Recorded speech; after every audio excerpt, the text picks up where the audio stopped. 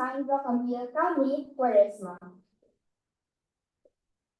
Running for first year batch representative from Block 1A, Enrico Miguel Mix Pilato.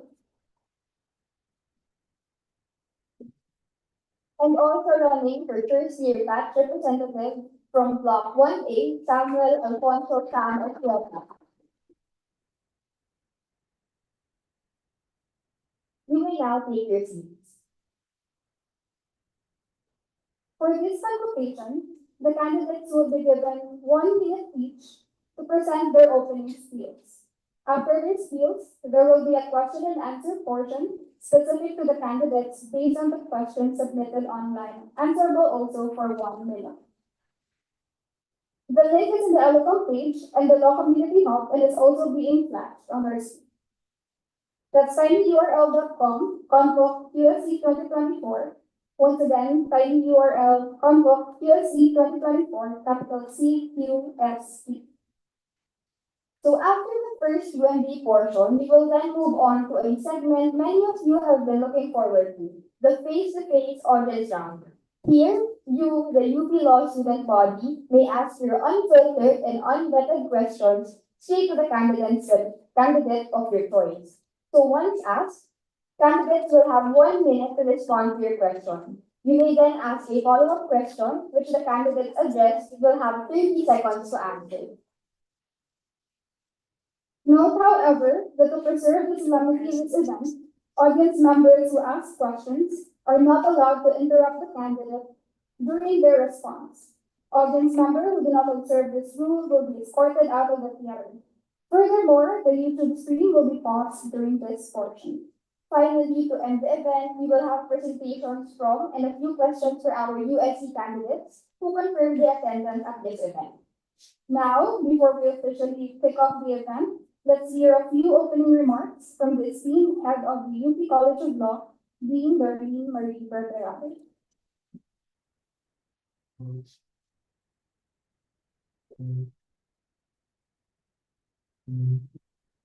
Welcome to this convocation from our special election and join members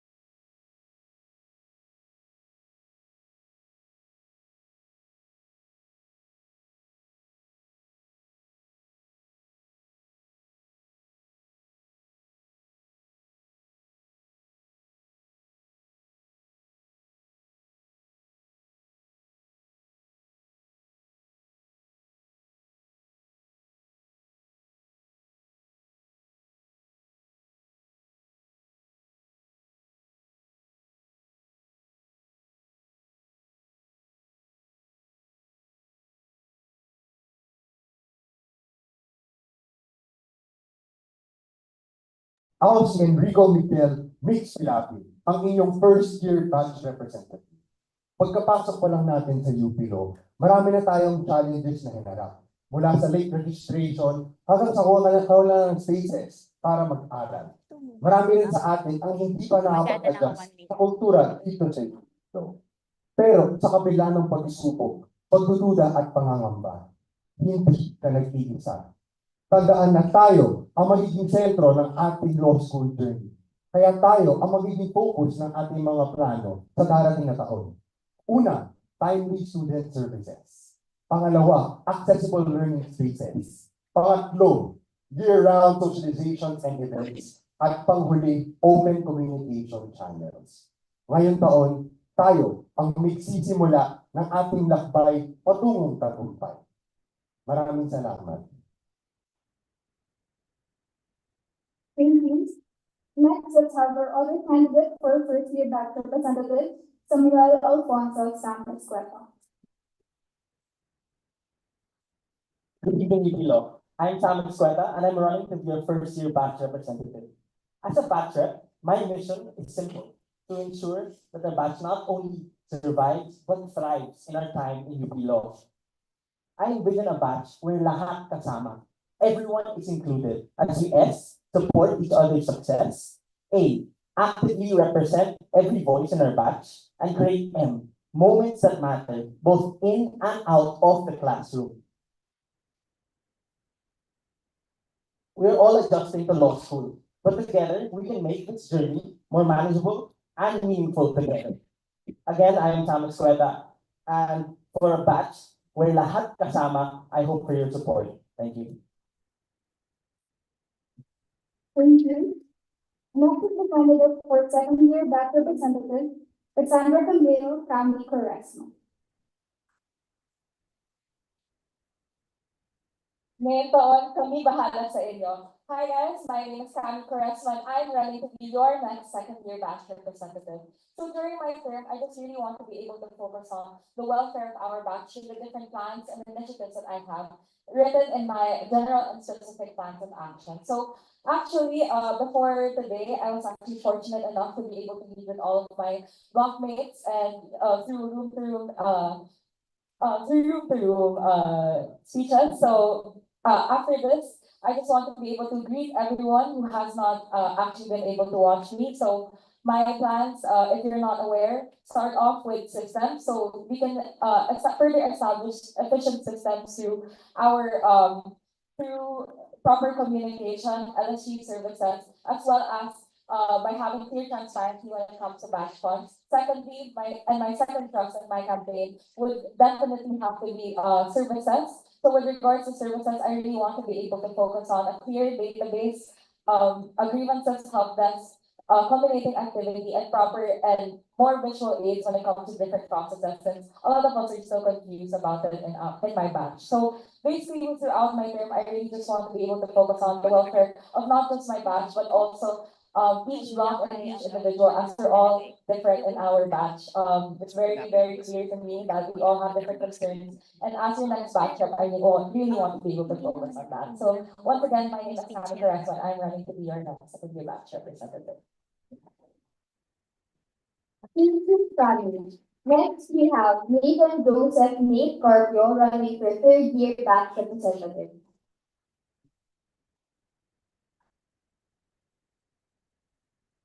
So good evening, everyone. Once again, I'm Nate Carpio of Block 3GI, and I'm running to be your next third year batch representative. So tonight, I'd like to quickly introduce you to my platforms, which revolve around three things. First, to help all of you speak now, this revolves around basic student services and provides you an avenue to voice out any concerns you may have.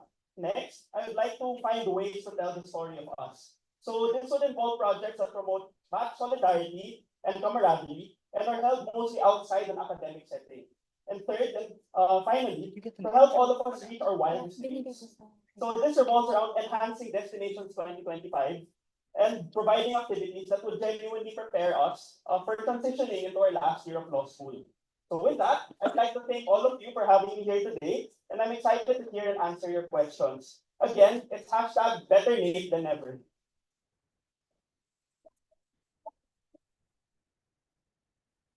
Thank you. Finally, let's have our candidate for External Vice President, Zach Ramon Ferrer.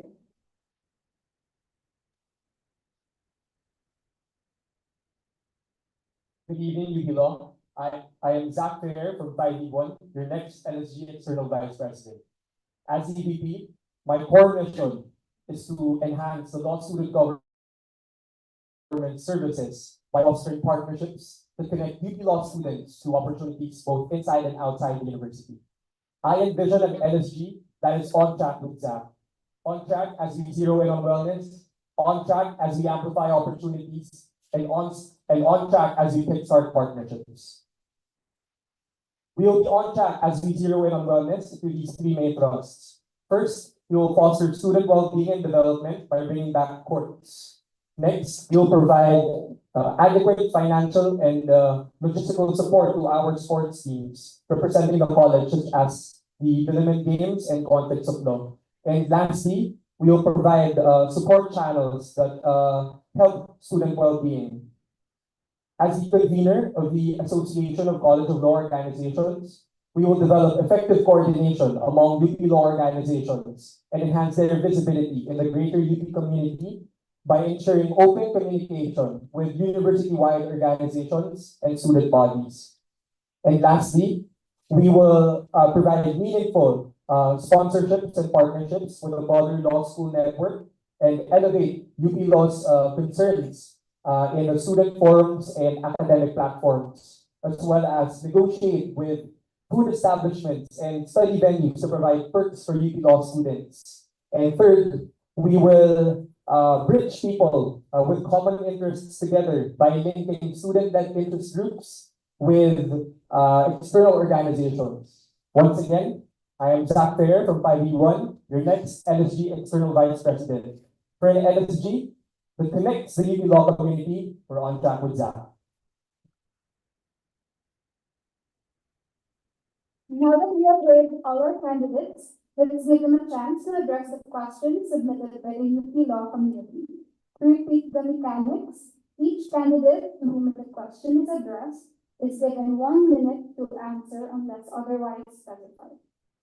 So let's direct our attention to the screen.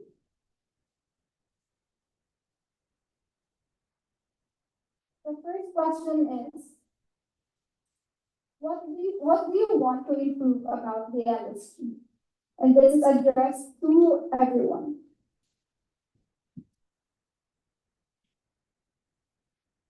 I think let's start with first year batch representative in Upton.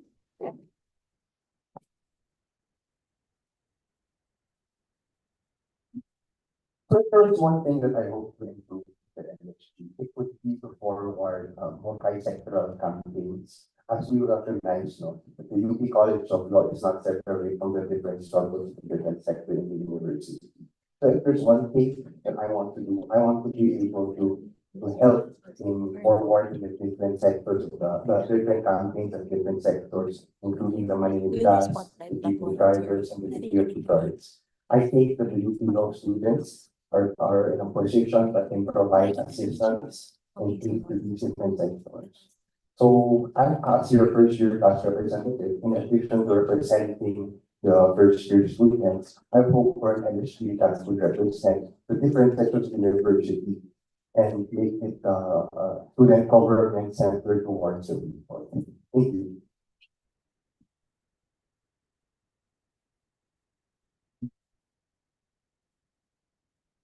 Next, the other first year batch representative, Sam Express. Hello. On my end, what I see in Lewis and LSG is a capacity and a potential to be more than just a law student government that represents students, but also one that binds them and brings them together. And I think I want to address that, especially with one of the platforms close to my heart, the peer mentoring program I want to organize, where I want freshies to be able to go and be grouped with upperclassmen, not just sophomores from the block above them, but also upperclassmen from other batches, and be able to acclimatize better to law school through their help, through their advice, And that will help forge bonds with all throughout the different batches. So it's something I really want to encourage. Thank you. Thank you. Candidate Kami Perez, So, what I really want to be able to improve upon the LSG, which is something I think is most personal to my batch, is that I really want to improve their visibility and their importance to my particular batch, because we're 3 cents in, and I think I've highlighted this a lot in my speeches, is that we're 3 cents in. I think that not a lot of them are also aware of the different initiatives, the different services that the LSG can actually do for them. Very much directly, that can help them actually go through their lives here in law school. So I think just by starting off with one of my thrusts, which is LSG visibility, through a primer and a list of what the LSG can actually do for them through our different databases, through our GCs and our announcements. I want their importance in our law school life to be more highlighted as a batch. So thank you. Thank you. Candidate Carpio. Right, so what will improve on the LSP? I think based on what I've been hearing from our constituents is that the visibility needs to be there and just to have a wider presence, a wider reach. And I feel like the way that that can happen is by what we're doing right now. We need to fill those positions as much as possible so that we have more manpower within the LSP to work on the projects that we have and to really to have that presence to the student body. Because the more of us there are, the more people they have to approach. The more people can answer their calls, the more people can voice out. And I feel like that's the way we can take a step towards having an LSG that could be the most efficient as possible to serve the needs of the student body. Thank you. Thank you. Candidate Perez.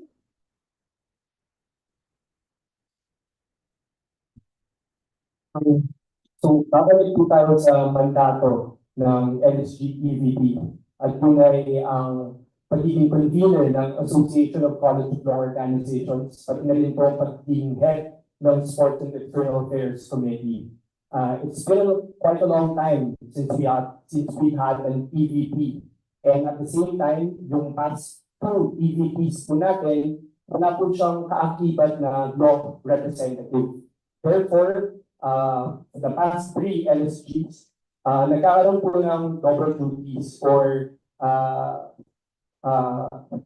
they've been trying to fill in the gaps dun sa mga kakulangan po natin ng manpower in the LSG. Now, what we want to do is to provide support sa ating mga sports teams as the head of the Sports and External Affairs Committee and magbigay po ng mga partnerships na mag-benefit yung UP Law student community and iangat yung considerations ng student body.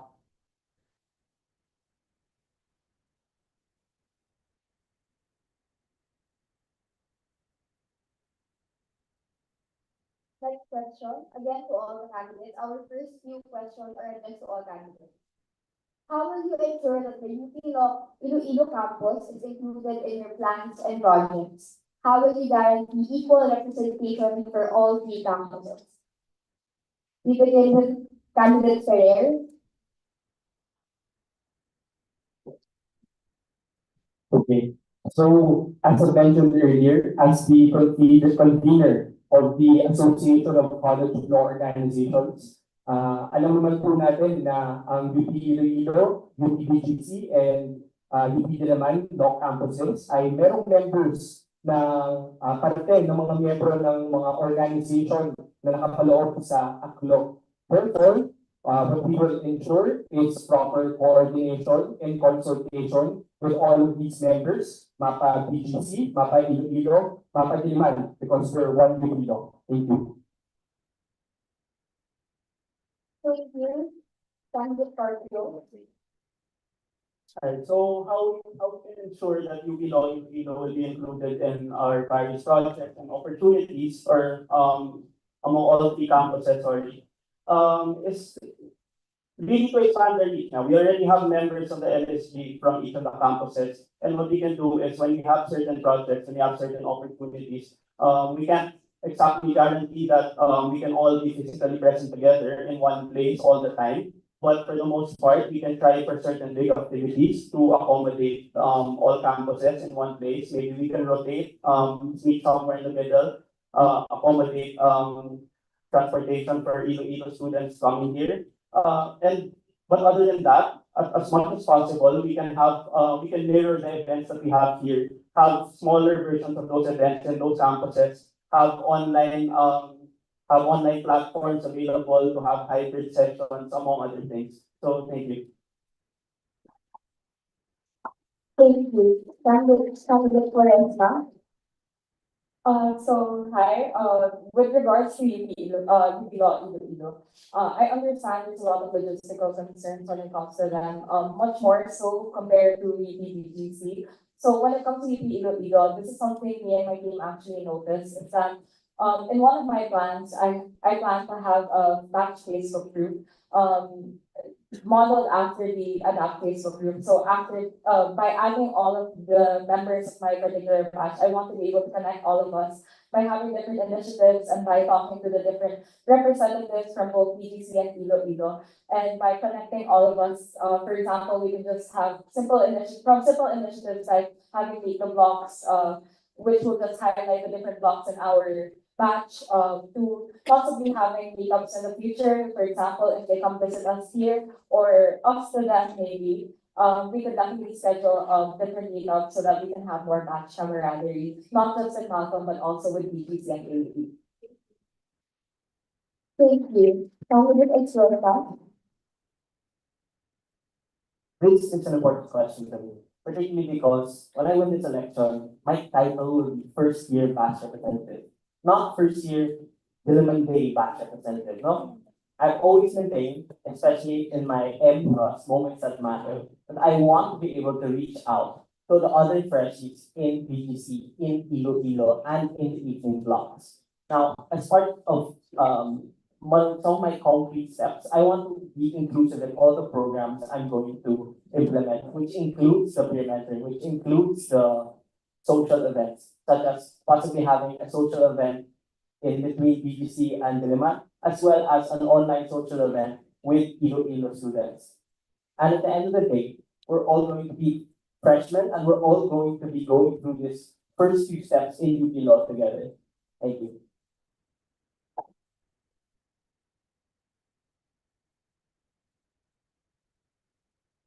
Thank you.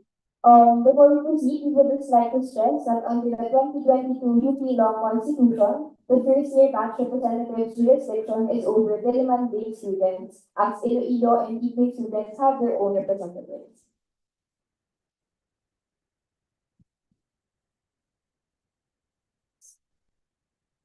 Next candidate Pilapin. So there's two things we can do. So one is to ensure that the projects are forwarding the LSG are truly representative.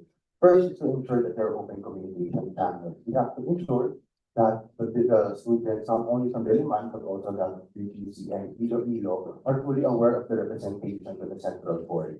So it is ensured that they are fully aware that they have a voice to the LSG. Second is to ensure that we take as members of the central board a proactive measure to check up not only for the freshie batch presidents, but also members of the block. We have to consistently and constantly check up on the members of the freshie, the first year batch. To actually ensure that the projects we are forwarding are not only beneficial, but also inclusive to all campuses of UP. Thank you. Thank you. The next question is, sino ang paborito mong kalbo at bakit? Let's start with candidate Pilapin.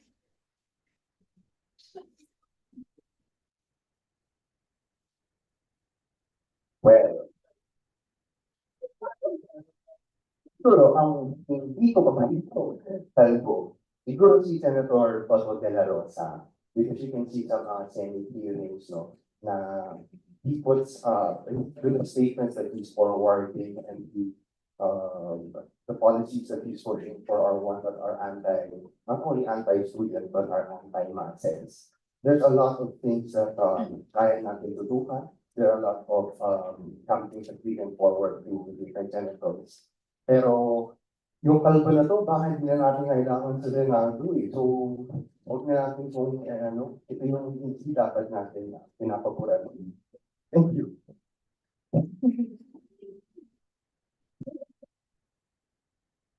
Thank you. Candidate Escueta. My favorite kalbo would have to be my mom. She went bald a few years ago when she had to go through chemotherapy for her breast cancer. But I always thought that it was one of the, she was such a great example. She is such a great example today. She's such a great example of resilience, perseverance, and strength. And she's my idol to this day, and I think forevermore. Thank you. Thank you. Candidate Escueta. To jump off of that, I want to say that, your mom is really strong. Like, as someone also who has a grandmother who has cancer, but moving on to the question, my answer, ang paborito kong kalbo well, the first person that popped up into my head is Joseph Leone. But, even though, pag nababasa natin yung pangalan niya sa mga decisions, we're just like, mahaba na naman. I think that Justice Leone is still one of the best justices when it comes to, reading a decision and from an academic standpoint. I think there's really a lot to learn about him, his values. So yeah, even though sometimes I read his name and I'm like, oh, another really long text, I know that there's always going to be something that I'm going to learn from him. So thank you. Thank you. Candidate Porter. So, ang paboritong kong kalbo, I guess, would be my dad. Because, I never saw him with hair. Ever since I was born, una-una pa lang wala na siyang buhok. But, ayun nga, he's also an inspiration to me. He also has a certain medical condition. I haven't disclosed to my block, but I'd rather not disclose now. But, he's always been that inspiration to me, growing up. But other than that, other than him being my favorite kalbo, I really hope I don't get that gene. So, thank you. Thank you. Candidate Ferrer. Thank you. So thank you for that question. Actually, inspired din ako sa mga sagot ng mga co-candidates ko. But in my case, my favorite typo is Mr. King. Dahil naniniwala po ako na we should support candidates na may malinis na hangarin at malinis na trabaho. Thank you.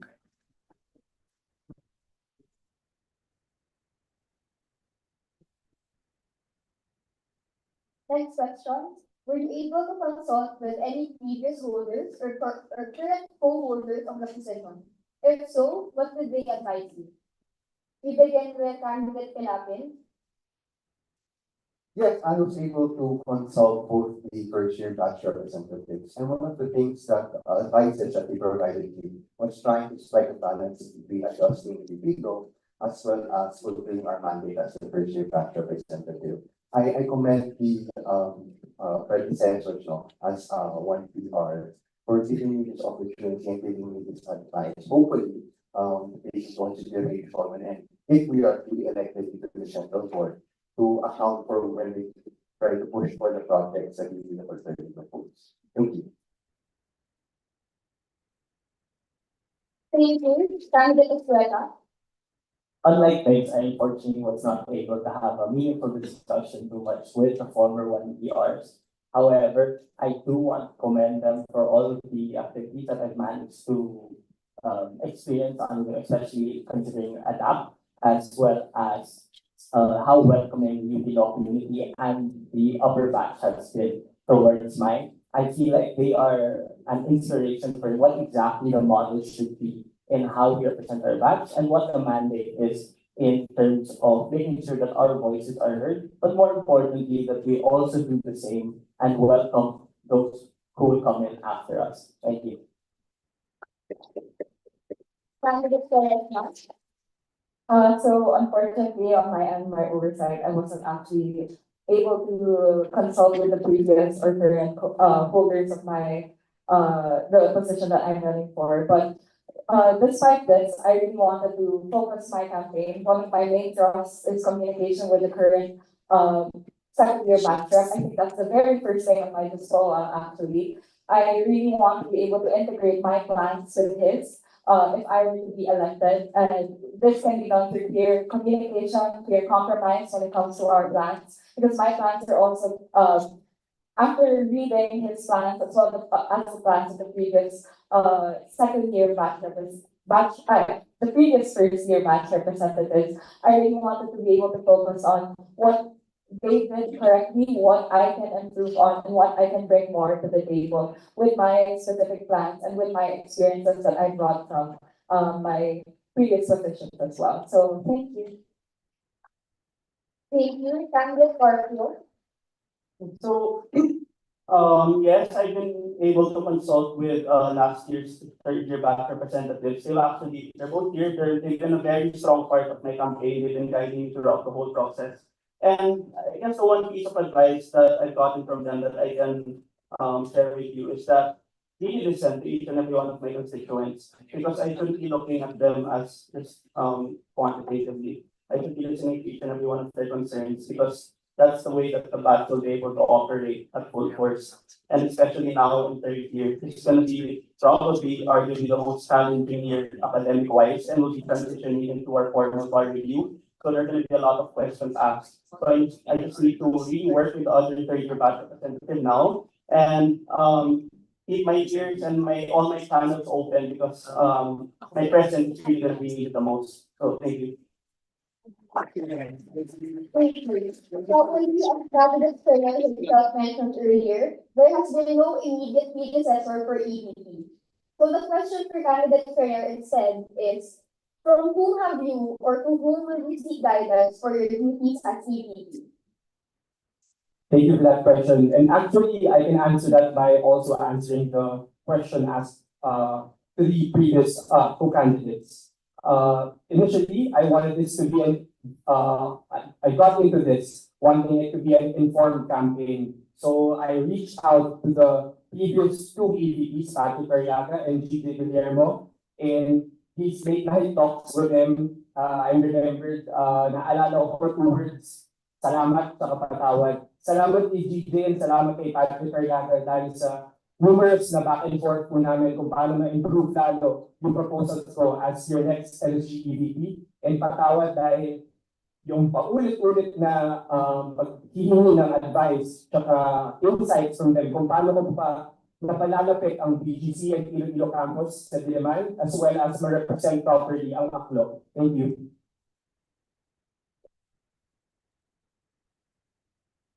Thank you. Next question. Over the last few years, there has been an increase in the number of class suspensions due to adverse weather, both hot and rain. In these events, what do you believe is the best solution to balance the safety of students and the quality of learning? Let's start with candidate Sir.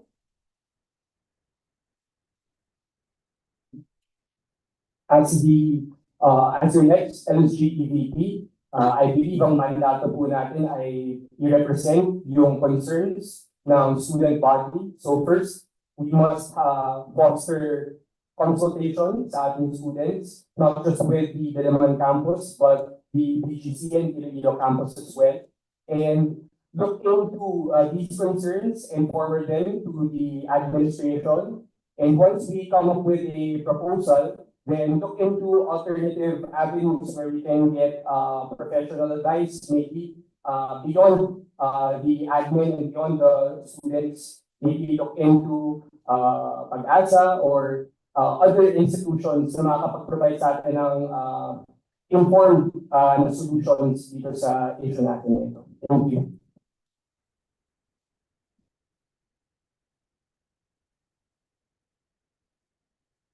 Thank you. Candidate Scorpio. So thank you for that. So I believe that we can reach out to each and every one of the students to really get a sense of what each and everyone's unique situation is in these scenarios. When I believe the pandemic already started to pave a way for us to adjust to hybrid learning, and that's something we can really take advantage of. But at the same time, we understand, I'm sure we've all gone through that experience where we really can't make it to school due to certain inclement weather, due to recovery from inclement weather, and some of our professors may be unforgiving. So one way is we can really reach out to them, we can reach out to the admin to find a way to have a standard wherein if we're really not able to make it to school on a certain day, or we're really not able to go online, then we should be able to be given a certain provisional grade or just be excused altogether. So that's something we can do.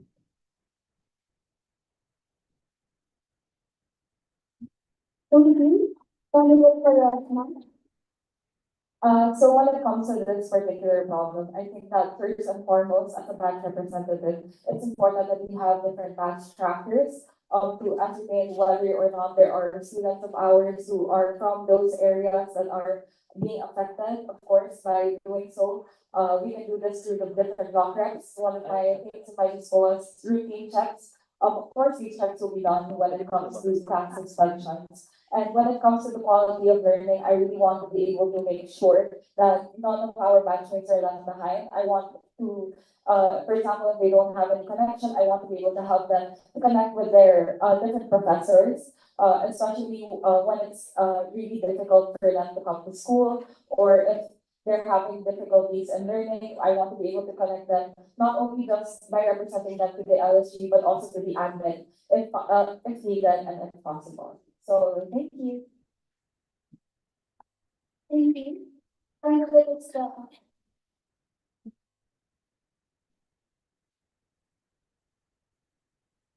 I think it's very difficult to go on to do this on a case by case basis, but I think it's definitely the best way to go about this because when it's we need to take in the actual reality of the students in the class being affected. From personal experience as a block president, I cannot tell you how anxious I was. I had to support my constituent leader as she emailed Sante at my plan and told him we can't go to class on site. No. So, but it's things like that where we do need some sort of set standard and we do need some sort of um, guideline from the admin, from the LSG, from a more authoritative source that tells us how to go about dealing with class suspension, how to go about asking your professor to go online, or how to tell them that we just can't make it on site. Thank you. Thank you. Candidate Estrella. There are two things that we can do in the event of class suspension. First is foresight, second is efficiency. I think we need to stay on guard for in the event that there is incoming typhoon, so as to already prepare for any measures. No? This includes staying on guard of social media, and even beforehand, we should already continue consulting with not only the Reggie Block residents, but even our fellow batchmates. Second, when the class suspension or the typhoon has already arrived, we must stay on guard, especially as representatives to the central board. So while this is ongoing, we must ensure that we remain in contact not only with the first year students, but also that of the student rights and welfare committee of both the LSG as well as the USC. So as to ensure that the measures we're trying to propose for each individual classes are tailored fit to their respective needs. Thank you. Thank you. Next question. Sino si Jomar? We begin with Candidate Palapil.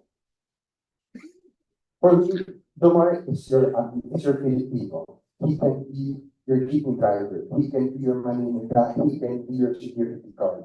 And that is what's important. You need to know his stories. You need to know his advocacies. Because as members of the Central Board, you are not only representative of the students, but also that of the Filipino people. Therefore, it's very important that you forward not only the advocacy to the students, but the greater masses. Thank you.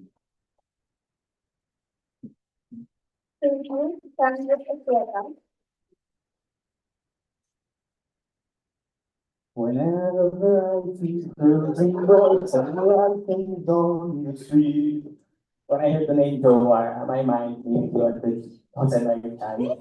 And generally, I think about, yeah, that's it. Thank you. Thank you, candidate for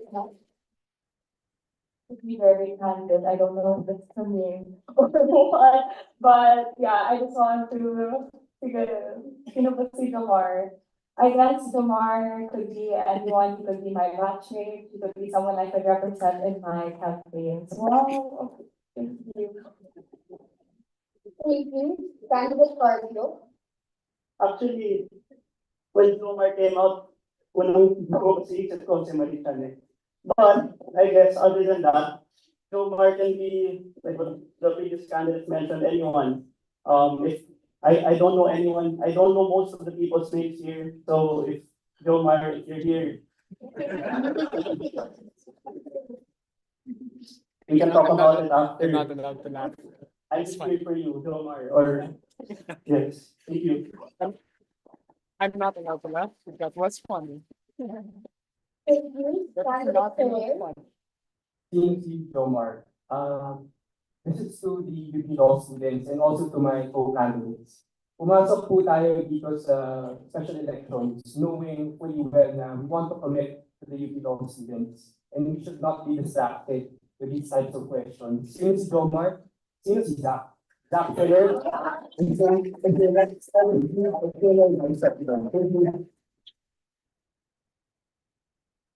you. Our next question is, there have been many complaints about the current year's process for students who have been dropped from their roles. What solutions do you propose to protect or assist students in this situation? Let's start with candidate Ferrer.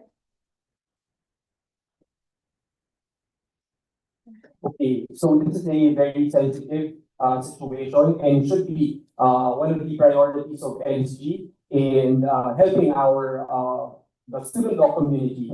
Ngayon, ang nakikita po natin problema ay yung current unrest ng mga estudyante na pending po yung mga appeals nila, how they can handle their academics while being on appeal. So what we will do sa onset is to lobby yung concerns ng mga students to the administration. Lagi-lagi na we have to start with consultation. And pangalawa, we have to protect our students by lobbying to the administration na bigyan ng leeway yung mga students, especially the ones taking removal exams. Because currently, kapag meron po tayong grades like incomplete or 4, nakakonsider po siya na 5. So maybe this is something that we can also consider, and thank you. Thank you. Candidate Carter. So how we can help students who are faced with this dilemma? It's really, I'm gonna go back to my general plan of action, which is to have a centralized form grievance forms. One way we can my goal is really to solidify this so that it's accessible to as many people or everyone as possible. And once these forms are submitted,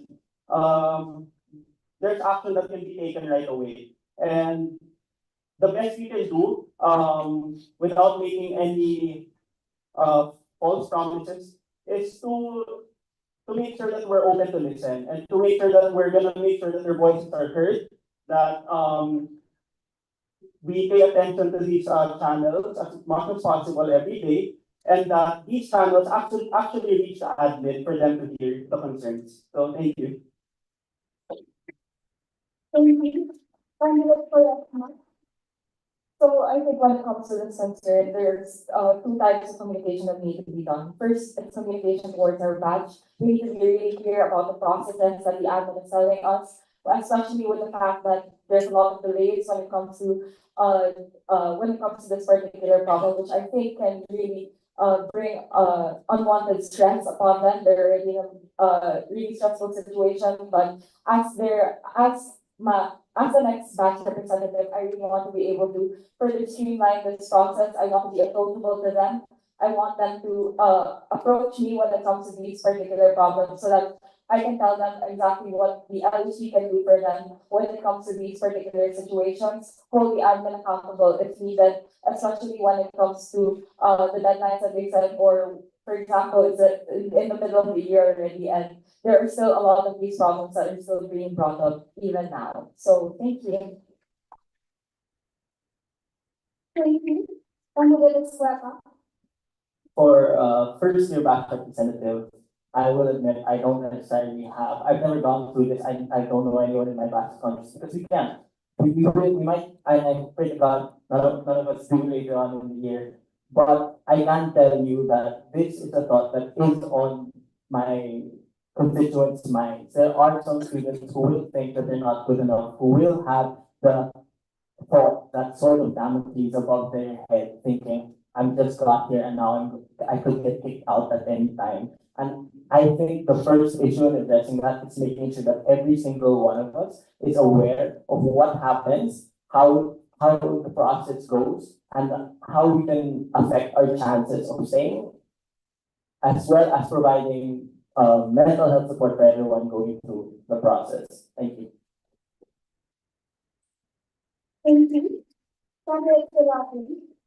What's very important here to highlight in preventing the dropping of students is to understand their individual circumstances and to identify the necessary solutions. So in order to address this, you have to understand of their concerns or the root causes of such an action, whether it be the lack of fiscal compensation, the mental health services, no. And then once you understand the different situations of our batchmates, that is when we can formulate and forward the concerns to the respective channels, particularly not only of course the central board with the student rights and welfare and basic student services committees, but also to the different admin offices, including the housing service, the site service, and even up to the university student council. Thank you. Thank you. Now for our next question, we are turning over the mic to the Electoral Commission's Vice Chairperson, Micaela Rio, delivering the question live from UPBs. Vice Chair. Good evening. So the question is, the UP Law admin is currently undergoing a revisiting of the present curriculum. If you were consulted, what would you change about the current curriculum and how would this change benefit the student body? Thank you.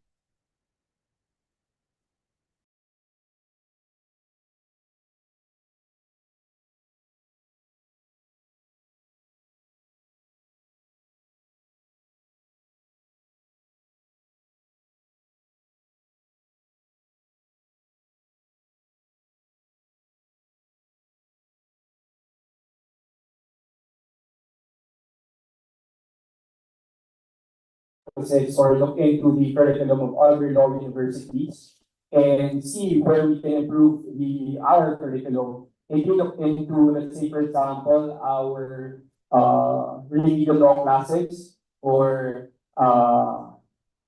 for example, civil procedure or Civ Pro can be cut into two subjects, Civ Pro 1 and Civ Pro 2. Maybe that can be a suggestion of mine. Thank you. Thank you. Candidate Scorpio. So, Zach is correct that the UP law doesn't follow the LBT, but we kind of take pride in that because we are taught in the quote-unquote grand manner. So, I wouldn't suggest following the other law schools, but we can look into how the bar is conducted on a year-to-year basis, and you can see the pattern in which subjects really matter in taking the bar, because there are professors, I heard firsthand from certain professors about they mention whether serious or jokingly that hindi naman kasama yan sa bar, ba't tinuturo pa yan? So we can actually take these comments more seriously and see which we can filter out certain subjects that seem to be kind of useless to certain professors and certain students, and we can split the subjects that have greater weight, such as the remedial law subjects, civil law subjects, so that we have more time to really focus on the subjects that matter. Candidate Flores.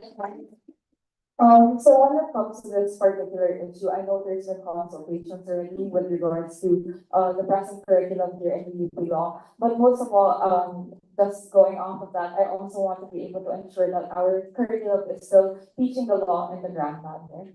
For me, I think that it's important that when it comes to these consultations, my match is also represented, especially since it's also mentioned when it comes to remedial law subjects which we're taking right now. But I think that with regards to the curriculum, I kind of have a different opinion. I want the curriculum to be beyond just preparing for the bar. I want it to actually prepare us for not just the law system here in the Philippines, but also even beyond by branching out towards different subjects, different curriculums to see how we can go beyond what we're actually capable of. As mentioned before by my professor, Sir DG, the law is not just about the bar. So, thank you. Thank you. Candidate Escuela.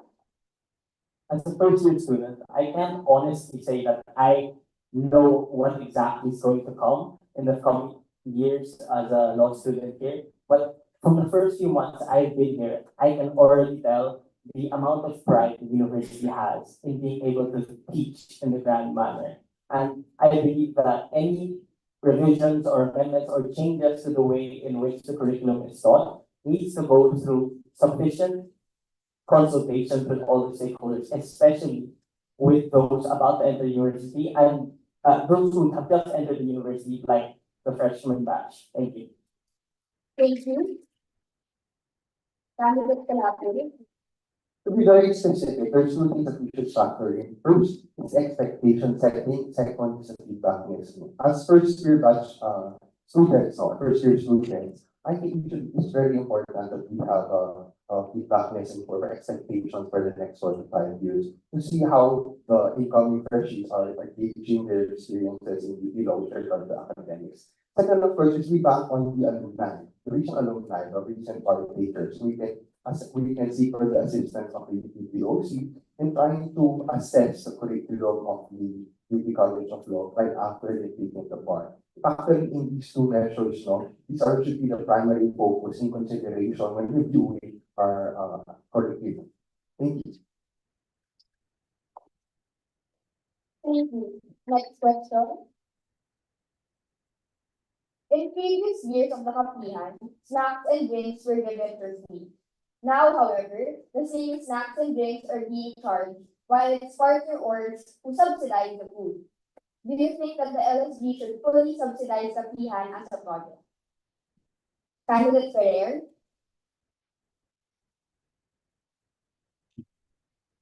Okay, thank you for that question. So I believe that as your next LSG DG, I should abide by my mandate by forwarding the concerns of being the convener of the Association of College of Law Organizations, forwarding the concerns of these organizations. Two perspectives come to mind. First, the perspective of the LSG in helping support the Kapihan, but and also these law student organizations by coming up with income generating projects. But at the same time, we should keep in mind that we should make these Kapihan affordable and accessible to UP law students. So it's a balancing act for me. Thank you. Thank you. Candidate Carter.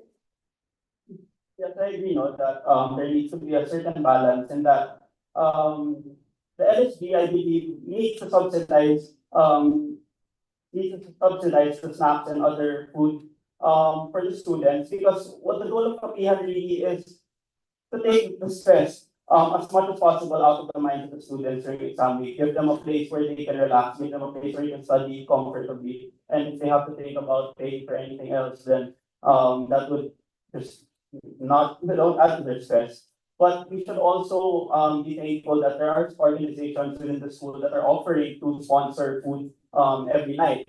And who benefits? All of us, right? So why should we let the students who are there trying to get through the exam week have that stress of having to pay for something or being charged for something when there are people who are willing to give food anyway. And as part of the LSG, I'm gonna propose that we actually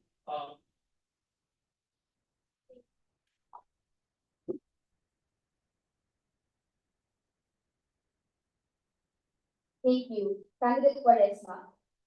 So when it comes to the kapihan, I did notice that there are regular snacks that are being charged, but to me, of course, this is one of LG's projects, especially when it comes to income generating projects. We all know that IDPs are the life and blood of every single organization here. So I think if this is a particular issue that's being raised to us right now, maybe it's possible that we could reassess the situation. How can we provide these particular snacks to them during kapihan, since as they all mentioned, it's a stressful time and they do want something that the LG can give back to them while still being able to integrate our different IGPs towards kapihan. Because I think kapihan is also one of the best ways that we can actually be visible towards our school. So I think that a reassessment of the situation, and yeah, I do think that some of the snacks should be subsidized, but we can also still have our own IGPs as well. So, Thank you. Candidate Estrella. As a first year student going through his first midterm week, no, I have to say that the experience of Kapian has been very welcoming. But I do agree somewhat that there needs to be more subsidization in terms of the snacks being given by the NSG, in terms of my personal opinion. Because this is something else to be able to see your law student government, your representatives, people who are supposed to be there for your interests, be able to give out these snacks and these drinks for free during a time where you really only focus on survival and only focus on making sure that you pass your exams. But of course, we can still have partner organizations giving food and drinks during Kapihan and make it more of a real partnership instead of LSG just selling. Yeah, thank you. Thank you. Candidate Palati. Yes, I think the LSG should subsidize the goods and the cheese provided in Kapitan, solely because you're trying to make all of these services as accessible as possible. So what does that entail as the batch representative? Well, first we have to support those who are in charge of the IDPs for the country.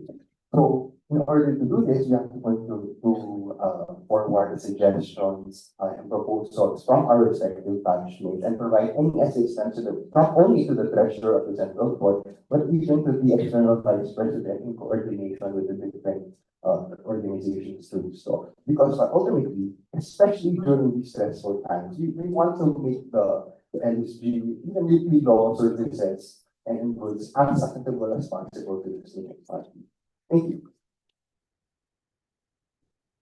Thank you. Before we proceed, we would like to issue a quick erratum. While there are snacks being charged as part of the Sari Sari project, there are still 3 items available at Solmons. We apologize for the slight factual error. Still, the ELECOM believes that the question about full subsidy is a valid question which stands. Thank you. Next question. Bakit palaging buntis ang kahera sa Mercury Fund? Candidate Pilaki. Laging pag-fix yung karera sa Mercury Club kasi kailangan yung maghanap buhay.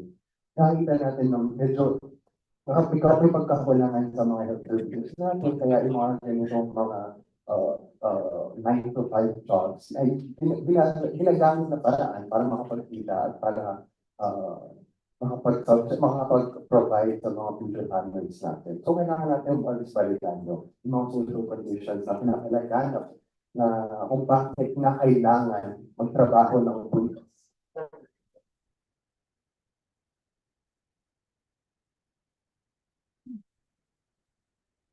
Thank you. Candidate Escuela. Because you didn't marry Chimentor. Thank you. Candidate Perez. bakit natin mag-place ang kahera sa Mercury Club? Unang-una, ano bang pinabenta nila? Birth control. And I think this is all just a marketing plot by Mercury Club in order to sell birth control by having their prime customer right in front of your eyes. So thank you. Thank you. Candidate Carpio. Hindi ko alam yung pahera tinanong ko kanina. So, given what I know now, saan ba yung cashier? Nakikita pa niya yung condom, nasa harap ng yung cashier eh. Hindi niya nakikita, paano niya kukunin? Tapos paano siya pumasok sa likod? So, when she goes to work, she doesn't see the front of set clips, because it's always in front of the counter. Thank you. Candidate Ferrer. Although we make light of the situation, considering the question, we are reminded of our current situation here in the Philippines, where we should provide more support to persons that are able to become pregnant.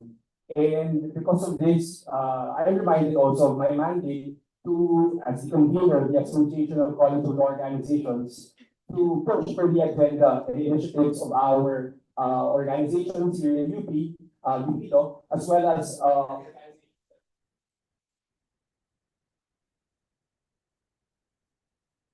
Thank you. Next question. Last October, LSG Treasurer Contreras released a financial statement that as of August, the LSG currently has 624,284 pesos worth of funds. Do you think that these funds are being properly maximized? What projects would you suggest to utilize these funds? Candidate Ferrer. Okay, thank you for this question. So first, I think it would be very arrogant and naive of me to say to determine and say that the LSG has maximized or not maximized the budget. But what I can say is that given the current number that I've seen in the screen, we can push for a more comprehensive and inclusive sports fest for UP, which is sports, because it's been a long time since we had sports. And this is one of my main thrusts na ibalik po natin yung courts and include natin BGC and Iloilo campus sa mga plans natin for student well-being and development. And apart from that, we can pull funds from the LSG, plus our partnerships and sponsorships, plus lobbying from the administration to support our sports teams representing the college. Thank you. Thank you. Candidate Carpio. So, properly maximized, maybe not. Properly used, yes. I believe that in the context of my batch, to have the LSG funds is going to be kind of a luxury, especially for this coming year, because we have destinations coming up. And that's one of the ways that the funds can really be maximized, because the goal really is to provide more opportunities for the students to take their career moving forward. And last year, there was a lack of inclusion of government agencies and NGOs, and they don't pay for their joining destinations. And the fact that we have this, I don't know if it's excess, but we have this pool of funds, we can allocate it more towards those activities that really benefit the student moving forward. So thank you. Thank you. Candidate Ferrer. So one of my main focuses of my diploma is actually clear transparency when it comes to batch funds. With regards to the number of the screen, I'm not actually aware of how much of that is for the second year batch. I'm not aware of how much of that is for the rest of them. So with my particular campaign, I really want to be able to focus on clear transparency with my batch, where these funds are coming from, since some of them were also collated from us. Where they're going to be funneled towards. And I think as a suggestion, just to go beyond of what the previous candidates have said, I want to funnel these in more directly to the batch, through the batch reps, maybe through their supporting their projects, supporting the different individuals and our batches who actually struggle with their day-to-day lives. I think by being more direct like this, we can also be more visible towards our batches. Thank you. Thank you. Candidate Espleta. Hello. I was actually aware of the report because I was going to Law Community Hub and I saw it. Which I think it's actually a good example of how transparent the current LSC is. And I hope to continue that tradition in terms of my own projects that I want to put forward. In that, I think there are ways in which you could utilize that money for the freshmen, especially in how we can be better welcomed into the UP Law community. For example, one of my specific plans of action under support for success is formulating mental health initiatives like care kits during Hell Week, as well as possibly helping to pay for the printing of students in exam weeks and on weeks where they might be having a hard time being able to pay for their printing, for their school supplies, etc. Thank you. Thank you. Candidate Kilapil. Though I'm not familiar with how the LSG currently utilizes the incentives, no? If you were given the chance to have a budget allotted for the first year, that's representative. In addition to strengthening the different student services, one of the things that I hope that we can utilize these funds for is to focus on the individual development of the batch as a whole. So with this, we're going to be pushing forward with the year-round socialization and events because it is through these initiatives, it is through these opportunities that we can really foster a sense of unity and camaraderie in the batch to ensure that no batch is left behind, both on the mental and spiritual level. Thank you. Thank you. Next question.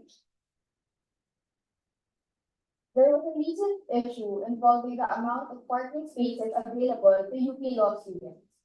Do you think the current solution is viable for UP Law students? Also, how do you suggest communication issues with the law admin be improved to avoid issues like this? Candidate Kilapil.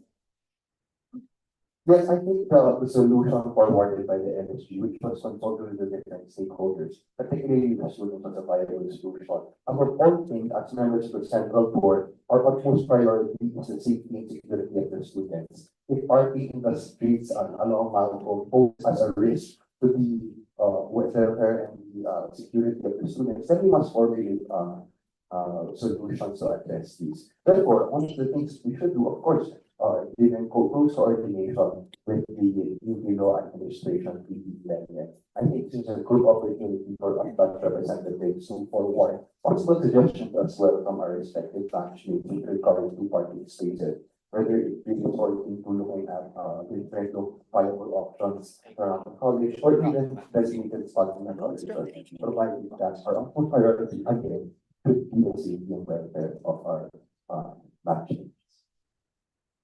Thank you. Candidate Estrella.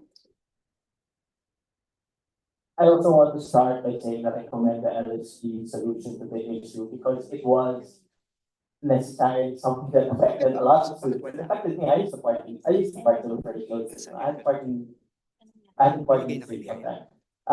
And when it was restored to allowing students to park in outside of Pococo, I was relieved because there was a notion that the LSG was forwarding the interest of its students. And I want that to be the model for how we also improve communicating with the law admin, in that it should be something where it's a two-way street.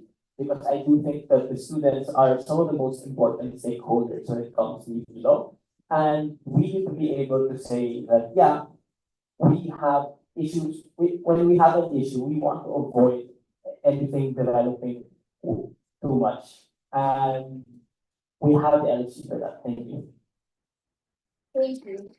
Candidate Quaresma. So I think once that particular problem started popping up, everyone was very confused as to what was happening.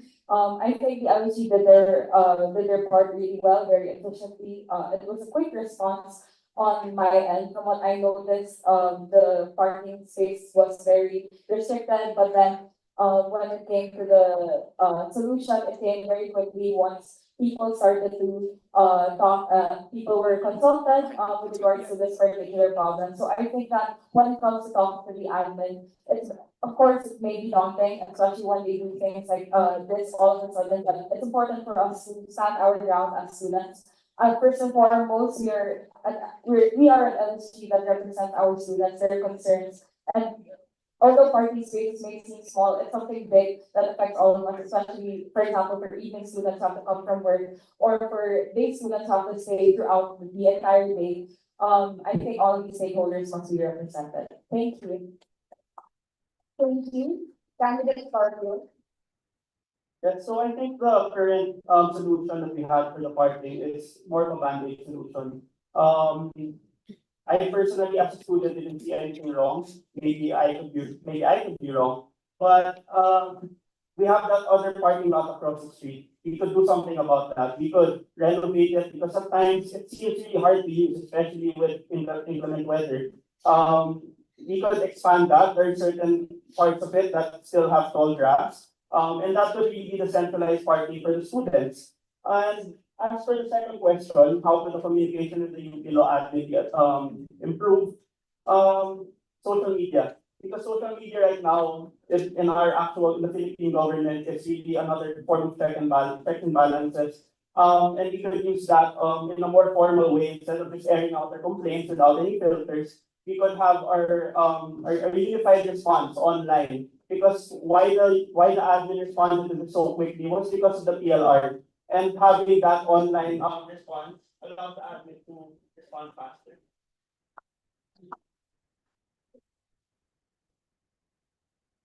Thank you. Candidate Ferrer. Okay, I commend all of the ideas and suggestions of my co-candidates, but to make it short and sweet, three things come to mind. First, consultation or consult.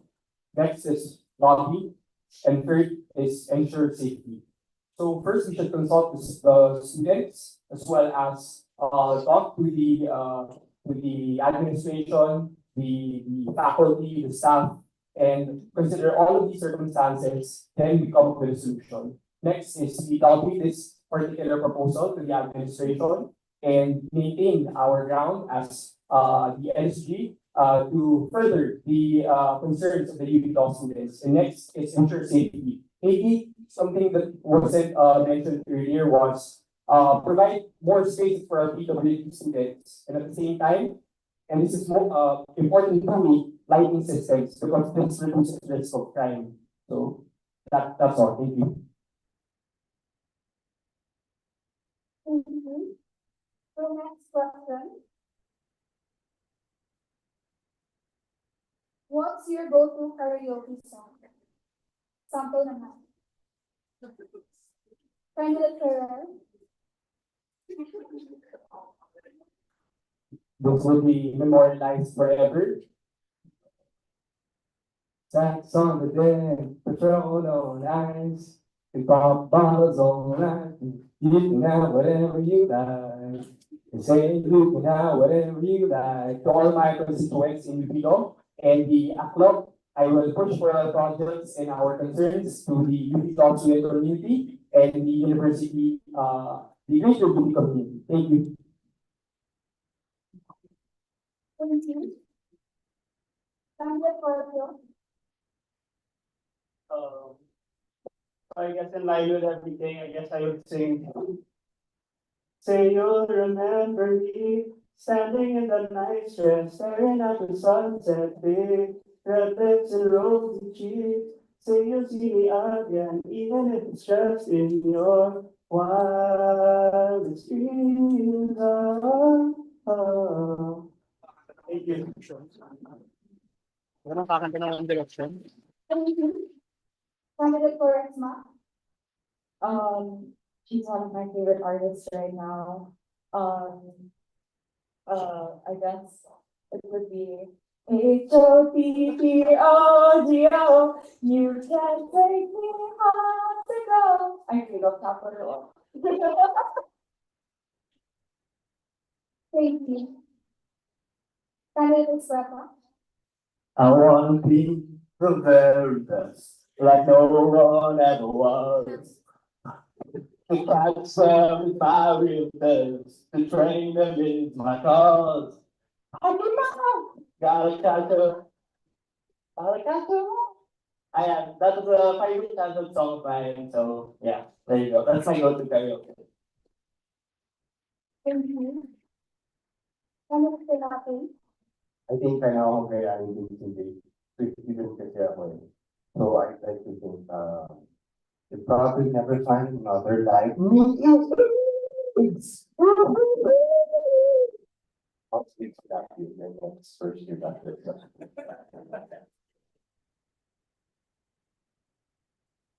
Thank you. Next question. Outside of the vacancies we're trying to fill, the LSG is almost fully filled out. This is in sharp contrast to the vacancies in the UNC as a result of mass abstentions.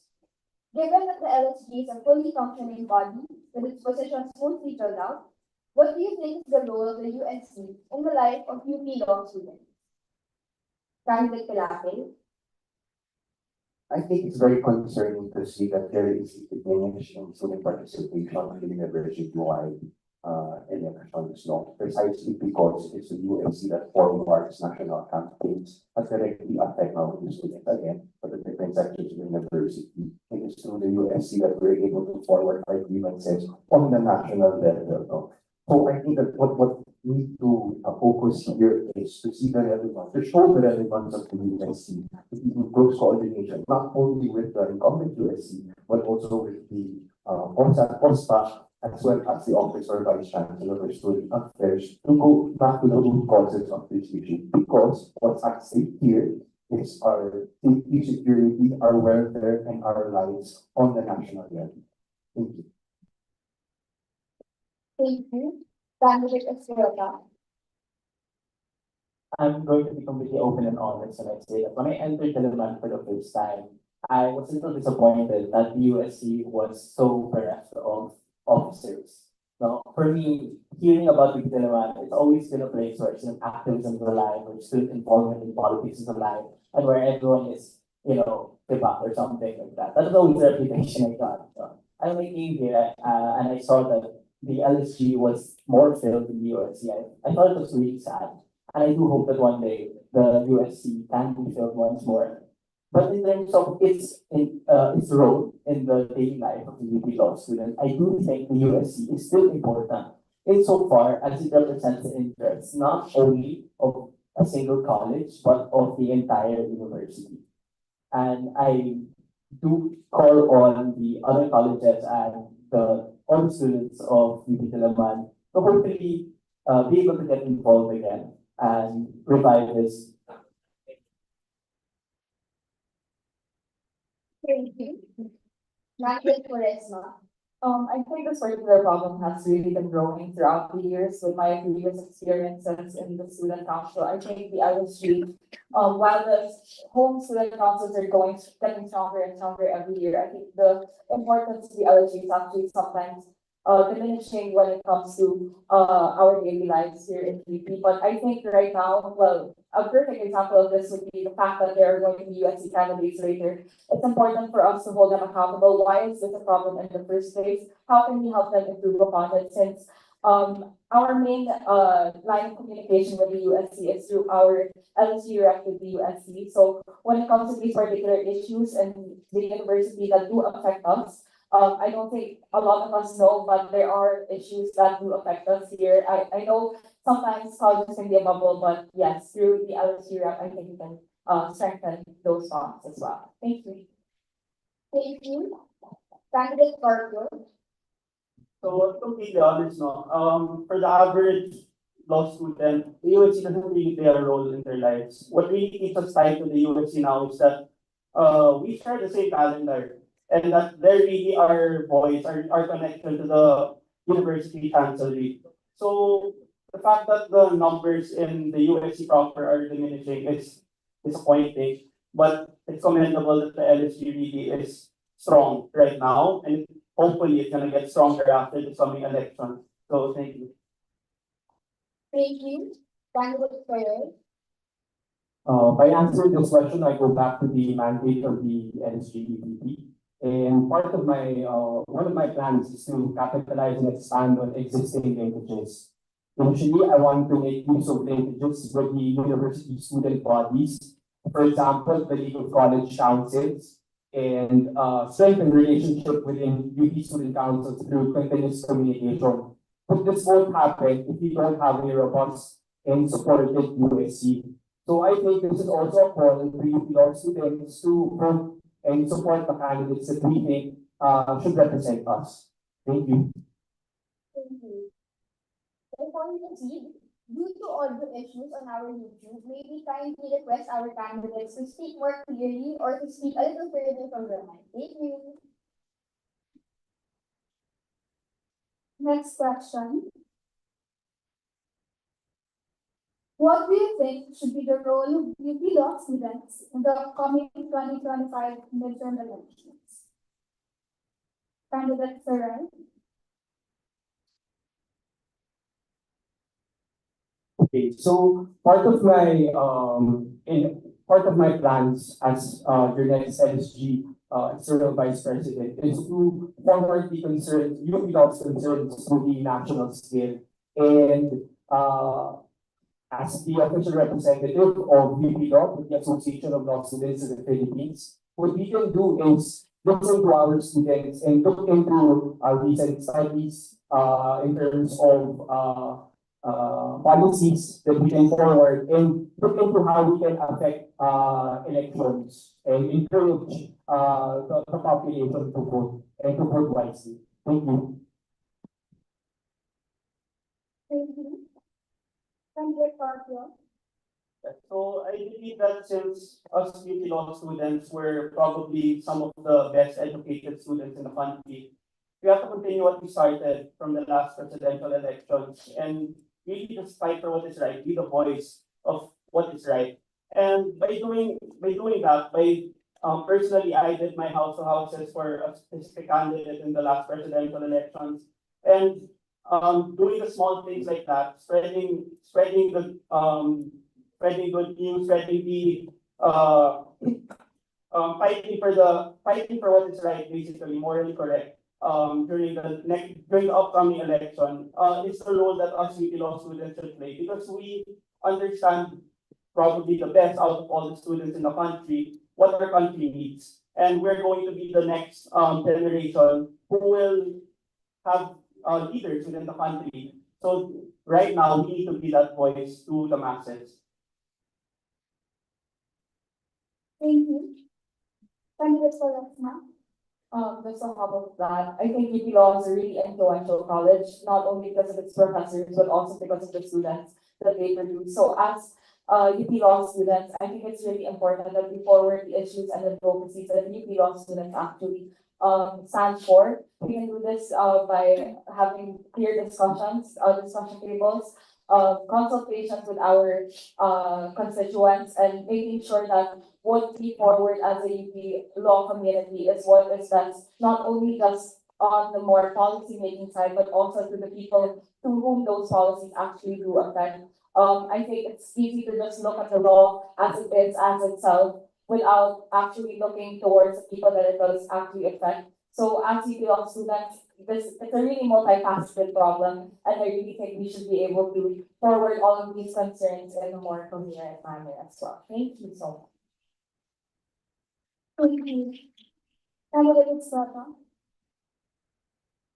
When I think of UP Law student, the first thing that comes to my mind is an intelligent, capable person. So that rationality is in and of itself something that is, at least I hope so, common to all UP Law students. And I believe that our role in the coming 2025 elections is to uphold the principles of the rule of law and to uphold the principles of this university and constitution.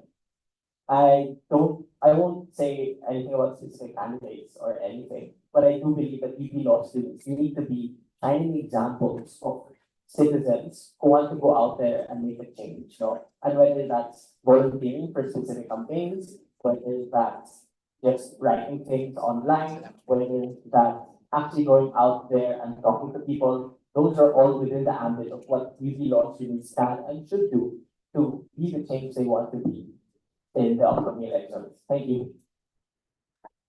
Thank you. Candidate Salasma. I think what's at stake here for the midterms election, first is our mass campaign, second is representation.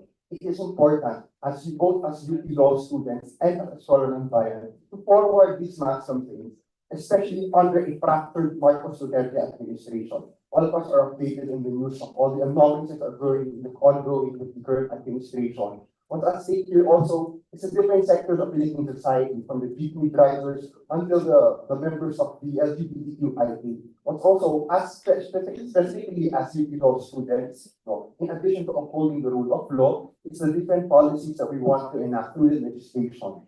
So it's very important now in this midterm election that we forward these campaigns, that we forward our causes, to enact the necessary change that we want to see in Philippine society. Thank you. Next question.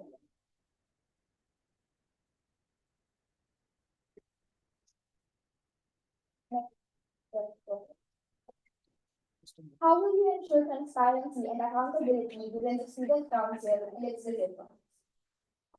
Candidate Calapil.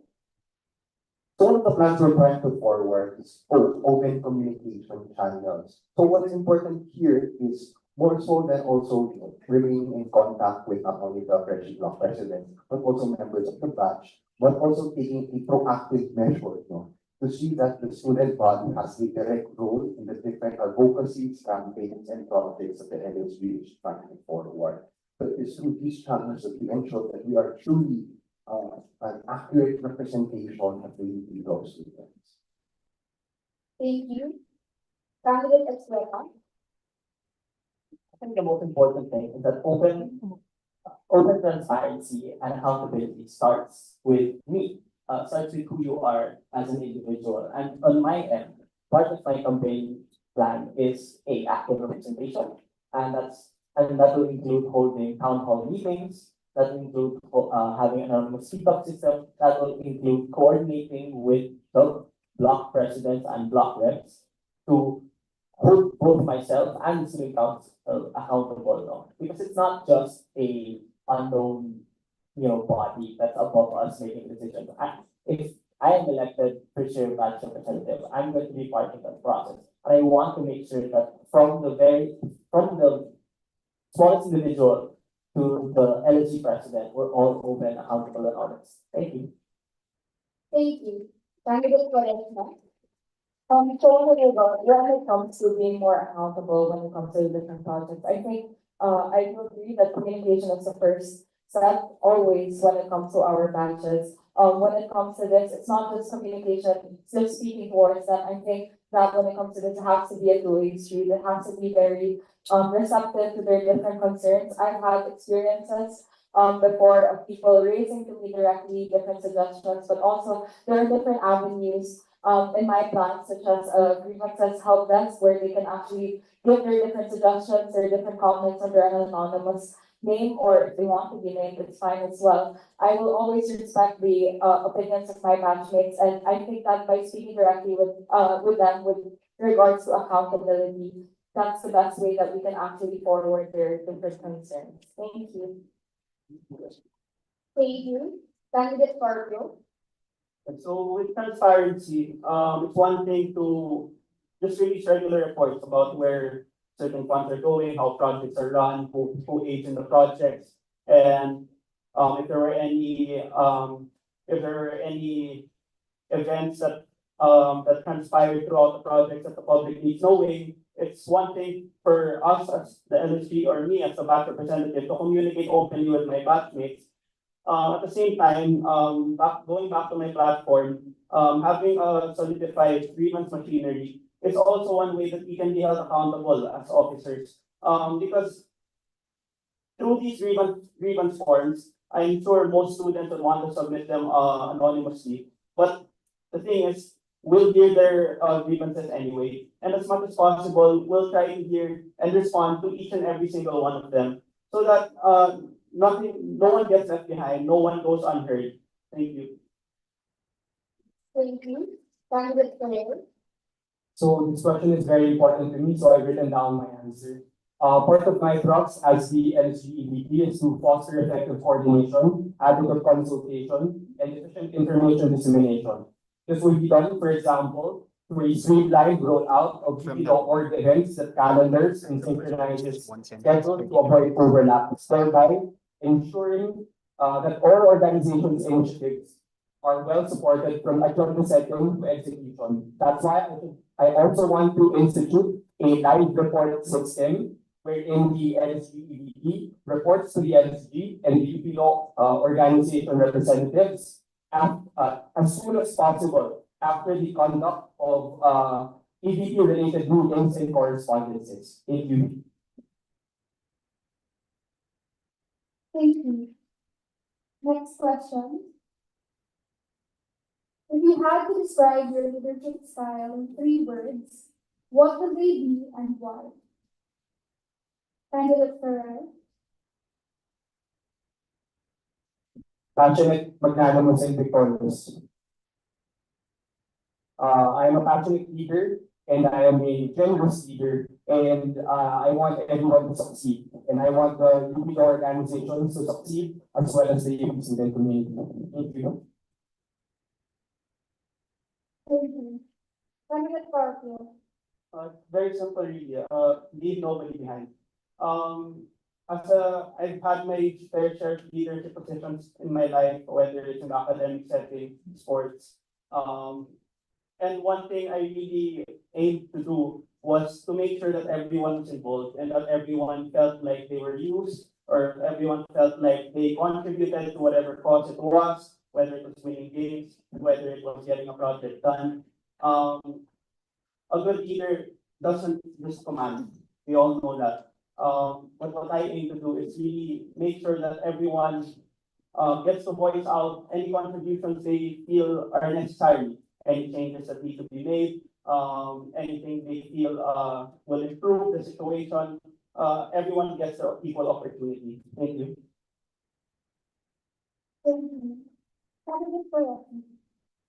So I'll just go by them one by one. So the first word that I would say that describes my leadership style is service. I think ever since I started becoming a student leader, service has always been at the forefront of whatever I do, especially when I represent the batch or when I represent the school. So secondly, I am also a big listener. I love listening to the stories of my batchmates. I don't like my voice being bigger than theirs because their voice is what really drives me as student leader. And lastly, which is kind of lighthearted, but as a leader, I really want to have fun when I do it. I think that this is where my passion comes from. It's not just something, of course, it's a lighthearted word to use, but I think that without fun, I don't really find the joy in what I do. And I think that's really important to me as a leader. Thank you. Thank you. Next candidate is what? Trust and accountability. First word in trust. I want to be able to be trusted by my constituents. And vice versa, I also want to be able to trust those who I delegate responsibility to. On the third word, accountability. Accountability is one of the most important things for me because I genuinely think that I am a human being, I make mistakes, and I want to be held accountable for them because that's the only way I'm going to grow, change, and become a better leader in the end. And I also want to be able to hold those I think should be held accountable. And the second word there, and I put and between trust and accountability because it neither can stand alone. They must work in conjunction with the other. If you trust me, you must be able to hold me accountable. And if I trust someone, I must be able to hold them accountable. And that's exactly why I am the type of leader I am, I guess. Thank you. Thank you. Candidate Ferrer. First 2 words that come to mind to describe my leadership style is compassionate and consultative. The reason why we're trying to reserve here is because it is out of our genuine concern for those you are trying to serve. In this case, would be your batchmates. It's important to understand their respective conditions and their concerns. That entails also consultation to be able to understand their concerns. But the third one I think that would best describe my leadership style as well is uncertainty. Once you have found who you are knowledgeable on the specific goals, campaigns of your respective constituents, in this case, the first year students, in forward, you have to remain firm in the different causes you're trying to see. You must not be swayed by these negotiations. No. If it's what the first year students trying to propose is our duty as their representative of Central Board to hold our ground and to ensure that their needs and their wishes are met. Thank you. Thank you. Next question. Next question. If you were arrested with no explanation, what would your friends and family assume you had done? Candidate Perape. Honestly, if I was arrested, I think the first thing that my family would have done was my participation in different organizations. Because the main concern here is safety and security of students. Right? You can see in the past year that there has been an increasing number of cases where our student leaders, our student activists are continuing to be unlawfully arrested for their right to protest, to mobilize. So I'm very open to my family towards my stance. Candidate Perape. I probably stayed too long at an all-you-can-eat buffet and they called the cops on me. Yun lang. Thank you. Thank you. Candidate Quaresma. Medyo unfair to, sir. I just had a live consultation with one of my constituents and he did this motion. As a new driver, I feel like it would be a traffic violation. So yeah, thank you. Thank you. Candidate Scorpio. Siguro DUI, driving under the influence, because I go out with friends a lot. Sometimes, most of the time, parties, BTC, wherever it is. And when I go to these parties, the one thing my family assumes is umiinom ako lagi. Which most of the time I really don't. I'm just there for the vibes. So, ayun, that would be the first thing they would assume. Thank you. Candidate Perez. I would not delve into further details, but I would just like to say that I'm proud of my family, my heritage, and what we stand for. So similar to Mr. Pilapil, maybe the same. Thank you. Thank you. Next question. Do you believe the student tribunal should have a wider jurisdiction in the college? If so, over what should the essay expand its jurisdiction? Candidate Perez. So admittedly, I haven't reviewed the jurisdiction of the student tribunal in its full extent, but rest assured that I will look into it and have it as my priority so that I have a say in forwarding the concerns of the UP Law student community. Thank you. Thank you. Candidate Garfield. Same with that, I haven't really familiarized myself with the student tribunal's jurisdiction overall. But if I were to suggest what the scope should be, it would be limited to just merely acts of the students that are not academic related, because it would be limited to those that the admin really has no answer for, the admin really isn't needed for.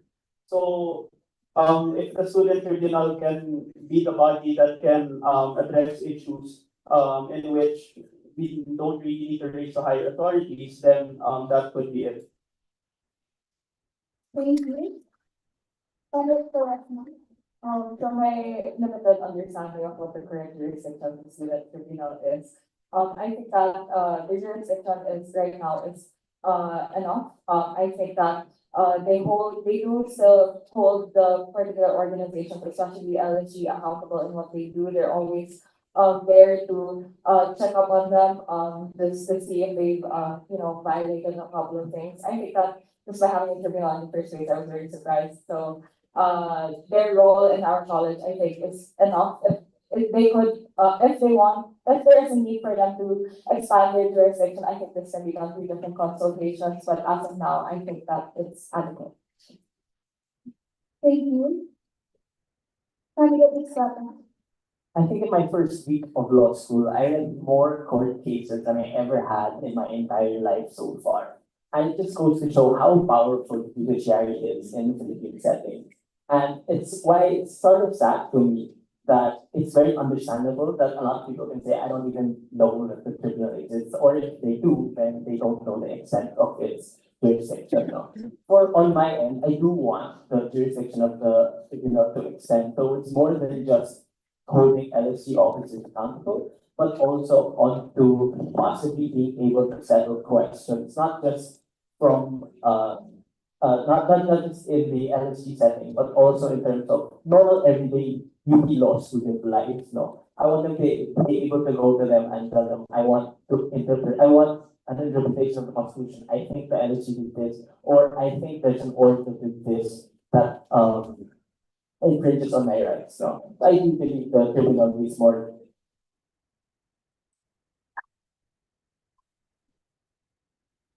Thank you. Candidate Pilapin. Based on my experience from ADAPT 2024, I think the jurisdiction of the current tribunal is more insufficient. Actually, I'm very happy to know that there is a governing body that's be able to hold not only the LSG accountable, but also able to settle controversies pertaining to the different student organizations. So perhaps in substitution, not more of a jurisdiction, but rather closer coordinating as well to the LSG and third-party student organization, particularly perhaps with the external vice president. Though one thing I want to focus on as well is maybe we can perhaps look into the student tribunal looking towards student policies and as implemented by the administration. I think that's something that we can also take into consideration for the coverage of the student tribunal. Thank you. Thank you. Next question. The next question is addressed to candidate Ferrer. Part of the role of EVP under the 2022 Students' Constitution is coordinating with other law schools. Your plans have also echoed the same by advocating for more participation with the Association of Law Students of the Philippines. Can you elaborate on your plans to get UP Law more engaged with the ALSP? Further, how will you ensure linkages with schools outside of Ateneo and San Pedro, of which you have established connections? Okay, so I can answer that question through two fronts. First, what we can do is, as the head of the Sports and External Affairs Committee, we want to strengthen our collaboration and relationship with the ALSP in organizing and ensuring the success of the Conflicts of Law, the annual Sports Fest and Talent Show showcase of these law universities. And by establishing a successful conflicts, then we can reinvigorate and improve the relationship of UP Law with other law universities. Second, I want to position UP Law as an active and influential member of the National Law Student Community. How can we do this? So we will do this by advocating for UP Law's concerns within the ALSP and push for projects and policies that benefit the national law student community. Thank you. Thank you. Next question.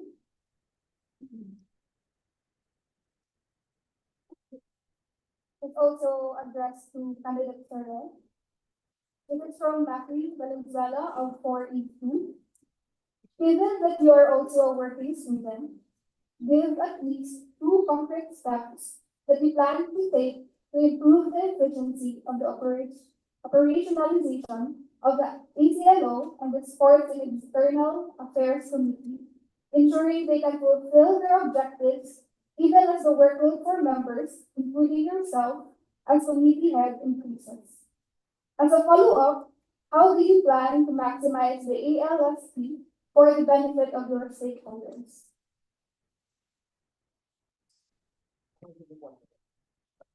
And 2 minutes. Yeah, 2 minutes. 2 minutes. Thank you.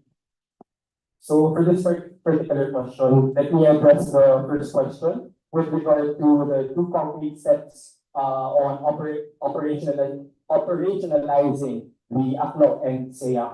So as I mentioned in my platform, as for being the convener of ACLO, I want to foster effective coordination and adequate consultation within the UP law organizations. So we will do this by synchronizing the schedules and to avoid overlaps and ensure that all organizations' initiatives are well supported from the point of agenda setting down to the execution part.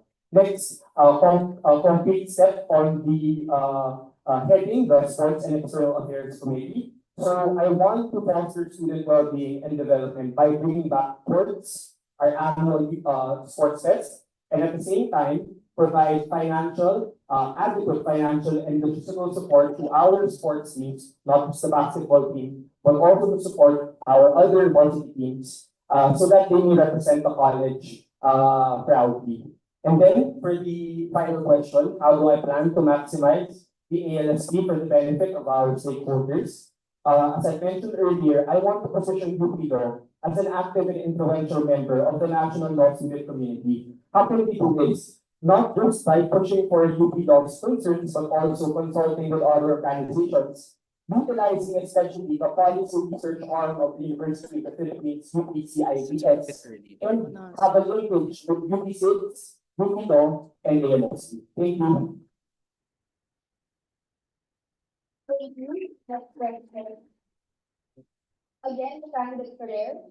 The LSG EVP position has been vacant for the past few semesters. How has this absence affected the UP law community?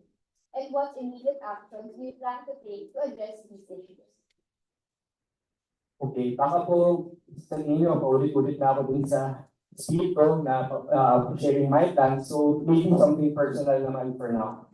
I am currently a co-captain of the UP Law men's basketball team. And having been part of the men's basketball team that won conflicts and champions po tayo nung nakaraang conflicts, hindi ko nakita yung kung gaano kahirap yung coordination at kung gaano kahirap kumuha ng support to support our basketball team. And now that I'm the co-captain, mas lalo po napaiting yung motivation ko to have an EVP na magpo-forward ng concerns ng mga varsity teams natin dito sa UPO and ipakita na hindi lang tayo magagaling academically, but we also have the talent to showcase on a national scale. Thank you.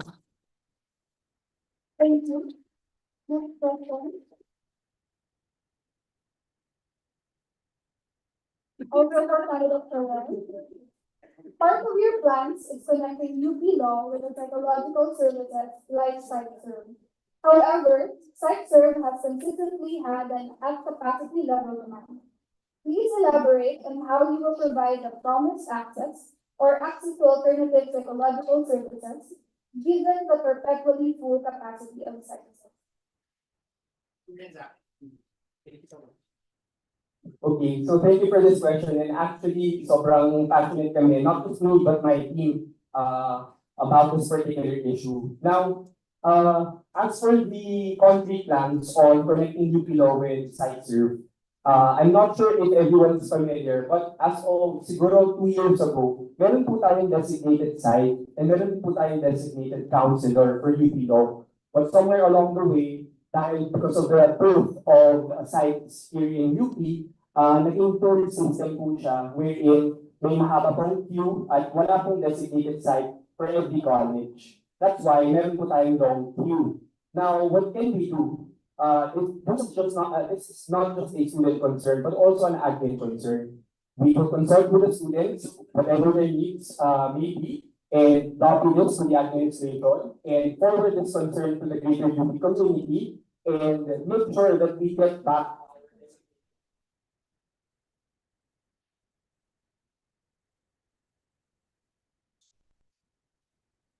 I think that was just one. 1 minute lang talaga. 1 minute lang talaga. For this question. So that we can get back our designated counselor and we can get back our designated site. Now, when it comes to a situation wherein hindi po tayo mapagbigyan ng greater UP community, ng admin, dito po papasok yung role ng LSG by finding alternative solutions, by accessing yung partnerships, potential partnerships with organizations within UP and outside UP. Just as an example, para lang po malaman nyo na I take this very seriously, I've touched base with UPCO, ang ating mental health student organization here in UP Diliman. And maghahanap po tayo ng potential partnerships wherein we can support our students. And apart from your support from a counselor and a psych, maybe we can also teach students how to help other students cope while experiencing the rigors and stress of law school. Thank you. Thank you. Next question. Addressed to candidates Ferrer and Espreta. In the official certificates of candidacy posted by the Electoral Commission, both of you indicated that you are members of the Sigma Rho fraternity. However, your official campaign materials do not reflect this, despite reflecting your other affiliations even during your undergraduate studies. Is there a reason for the non-disclosure? If it is due to negligence, how can the law student body be assured of your conscientiousness? And if the non-disclosure was willful, how can the law student body be assured of your transparency and accountability?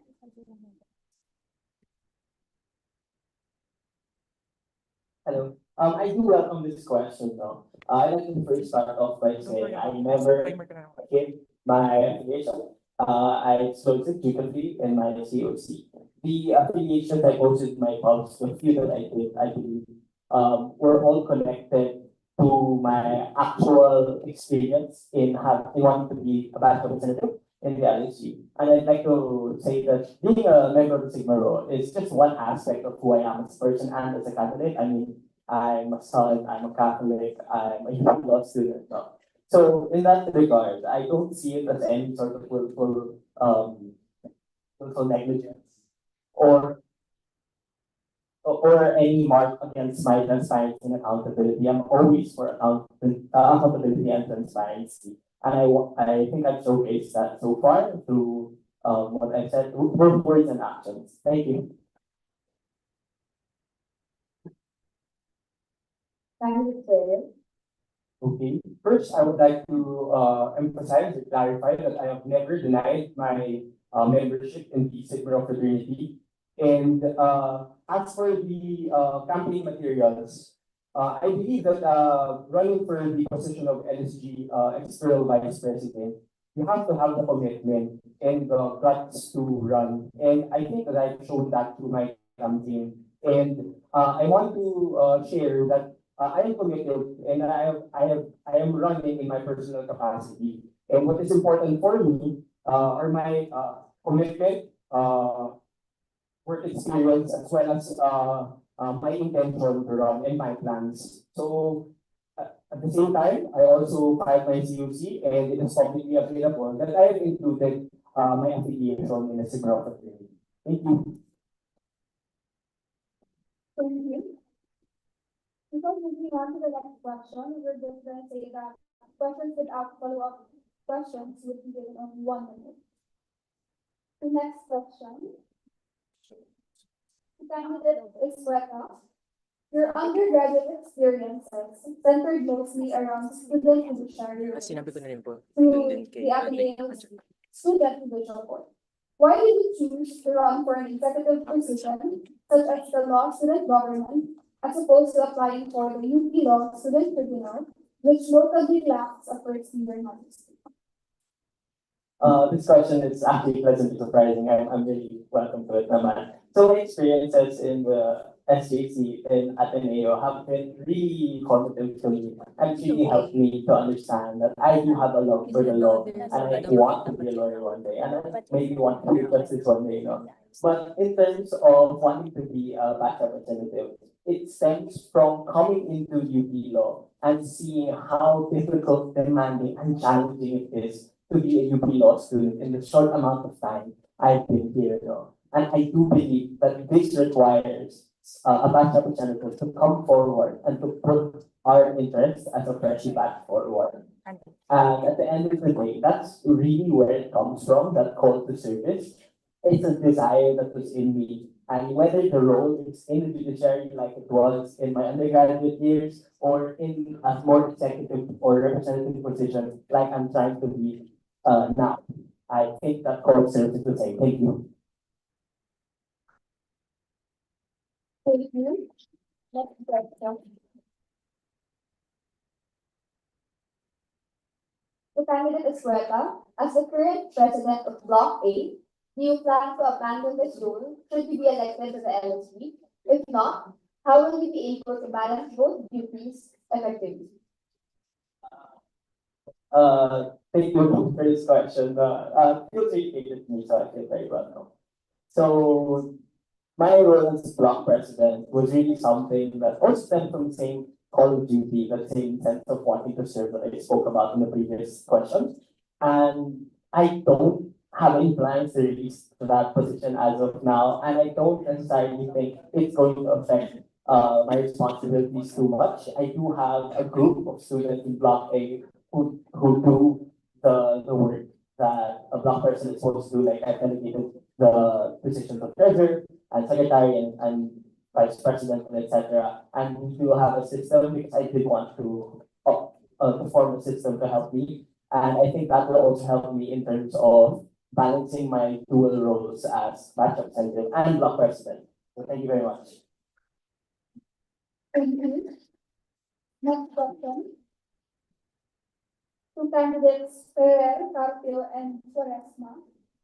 Why did you only choose to run now, as opposed to last school year's general elections? Candidate Ferrer.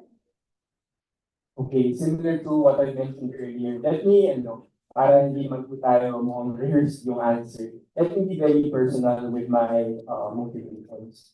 The very first motivation is, as I mentioned earlier, I've just been, ngayon po ako natasan ng responsibility itong first semester to be the co-captain of the UP men's basketball team. And having been part of the team during last conflicts and yung possible na pag-join namin sa Diliman Games, doon ko po nakita yung value ng PBB.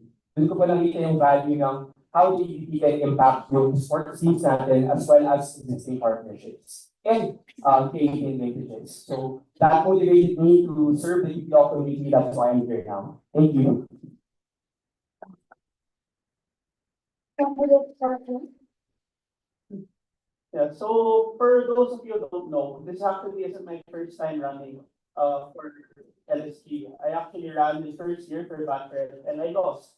And why I chose to not run in between now and then was because after that loss, I really didn't expect that to happen. It's my first time entering school politics. But I really just took time to myself. I explored working other things. I took 2 RA shift and currently on my second RA shift. I work outside of school and I did things that were supportive of my mental health. But now the passion has always been there to serve because like I said, I ran in first year and I really wanted to serve my batch from the get-go entering law school. But now that I'm here again, I feel like why I chose to run this now is because I'm prepared. I'm mentally prepared. And this is the year where my batchmates need as much representation as possible. So thank you. Candidate Quaresma.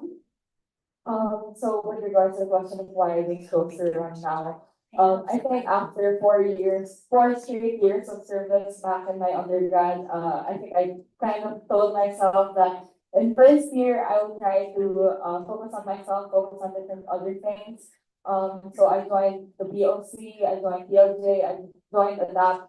And even, I think that it's also telling that even after going through all of those, I told myself, and I told my friends also at the start of this school year that, hey, I feel like there's still something more that I could do, especially given my experiences and given what I've already observed here in law school. I think I can still take further steps with regards to what I'm capable of. So thank you.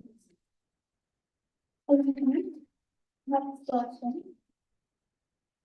The candidate Carpio. You had already lost some state once when you ran for first year back representative 2 years ago. What has changed in that time that you believe makes you worthy of the trust of your batchmates now? When I lost in first year club stain, I wasn't surprised in the sense that my batchmates didn't know who I was.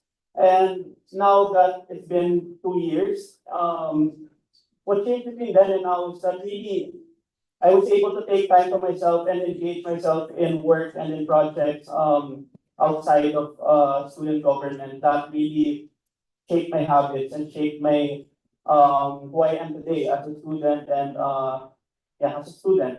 And why I believe my batchmates should trust me now is because um it's because I'm here and I despite losing before, me being here shows that I really want to do this for them. And now that it's and this year more than ever, I feel like that willingness it's enough for them to be able to put their trust in me. Thank you. Thank you. Next question. To candidate Quaresma. Should you be elected, you will be sharing an office with current 2BR Chef Ryan. What would you criticize about his term so far? What would you praise about it? And what can you add to it? So with regards to the current 2BR's term, I feel like when it comes to this question, it's a bit early to say much about what he's done. So far, right now, what I can criticize with regards to his term is that right now his plans mainly focus on connecting to the connecting and communicating to the blocks through the block reps by having more announcements. So through my particular plans, I hope to hold these particular aspects of of his plans by having more streamlined announcements, by building on what he's already done and fostering this partnership with him because being a match rep is about being two people talaga. I feel like with my plans and his plans that he also had at the start of the year, we can hold them together and make sure that we also hold each other accountable. Thank you. Thank you. Next question. To candidate Pilapil. You entered UP in 2018, less than a year removed from the infamous long sleeves allegations, which led the resignation of multiple UFC officers. Why did you choose to join the fraternity despite these allegations? For UC candidates. First of all, I want to state very clear that I do not condone any form of all forms of violence and discrimination. I think these do not have place in the badge. I don't think they have a place in the university, and these are not the values of the fraternity institutions. Now, as your first year batch representative, it's very important to me to ensure that as a member of the central board, we represent the genuine concerns of the student. We forward their genuine concerns, we forward the different campaigns to They ensure have 1 minute 30 seconds that for us. the central board is the genuine representation of the students, with the different plans and projects that we want to forward. Thank you. Thank you. Next question. Addressed to both candidates Escueta and Pilapil. Assuming both of you are elected, you will be sharing a term as both batch reps and lobbyists. Given that you have the same class schedule, how will you ensure your availability as batch reps when your joint class schedule gets hectic?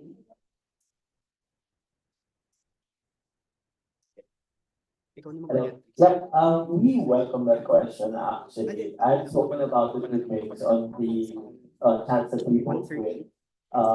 And I think we Sana both agreed naman that we'll do our utmost to always be representative and to always be open and accessible to the members of our batch. On my end, personally, Standard bearers chairperson. it's one of the hallmarks of my campaign, the A in SAM is active representation. And for me, that is, I will have to balance that with the class schedule that's going to come in the next semester, in the semester and the next. But I think that by working together and by working with block presidents and block reps, we can do our best to share the time, the free time that we do have to sort of make up for anything where we'll be too busy, for example, at the same time. Yeah, thank you.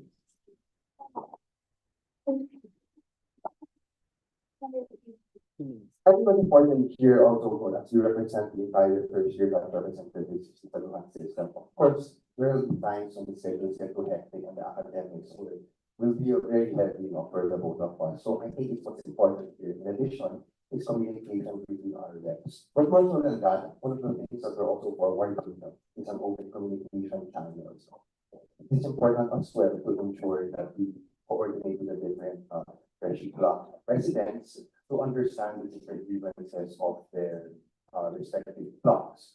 So in terms of my dynamic also with Sam, I think it's also complementary. The plans that we're trying to forward will complement each other. So as to provide a holistic representation of our vision towards our batch for the next coming 4 or 5 years.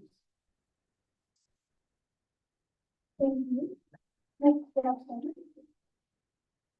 The candidates Pilapil and Quaresma. Both of you have previously served on your local college student councils in UP Diliman. How have those experiences informed your leadership, and how will you apply those lessons in the LSG? Candidate Quaresma. With regards to my previous experiences, I feel like during my undergrad, I served 4 years. Just to be transparent, I served 4 years in the School of Economics Student Council. I also served as the second year batch captain and chairperson. So I think that all of these experiences really honed me who I am as a leader, especially when it comes to representing a large group of people. But more than that, I think that my experiences also told me that there are so many different people in the college. There's so many different people in the batch. And by meeting my batchmates, I know that they're all obviously going to be different from my previous econ constituents. So I really want to start on a clean slate. I want to introduce myself to you guys as someone who is really passionate and who puts service at the forefront of everything that I do and have done since I was the first year in undergrad. Thank you. Thank you. Candidate Pilapil. As a former officer of UP College of Mass Communications Student Council, one of the things that I was very grateful for during my experiences was understanding the different struggles of our media workers in the country, as well as advancing to uphold and defend press freedom. So one of the things also that I hope, as a newly elected member of the Central Board, is to forward the same campaigns as I did in undergrad, as well as those that encompass the college, particularly upholding the rule of law, as well as forwarding meaningful and comprehensive policies that benefit more so than us students, but the greater masses. Thank you. Thank you. Next question. Address the candidate Pilapil. You served on the CMCSC as vice chairperson with your running mate, then chairperson, Sean Latore. Latore is currently running for USC chairperson against Andrew Ronquillo, another student from your alma mater, UP College of Mass Communication. What do you have to say about each of these candidates? So I recognize as a proud alumni of the UP College of Mass Communication that we have more than capable and competent leaders in the current USC. My position here is whoever is really elected to head the USC in the coming elections, and he will be the one to forward not only the press freedom in the country, but as well as the different sectoral campaigns and issues that are being that are currently being experienced in the Philippine society. Thank you. Thank you. So we'll allow for the afternoon break for the LSE candidate. You come.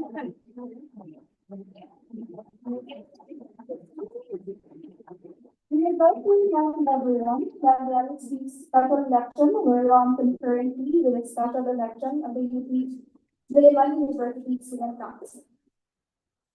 As such, in order to get to know the USC candidates better, we have invited the candidates for USC chairperson and USC vice chairperson and councillor to give their brief campaign statements. But first, please direct your attention to the screen and let's watch the campaign video of one candidate to confirm their online video attendance. Christian Mendoza.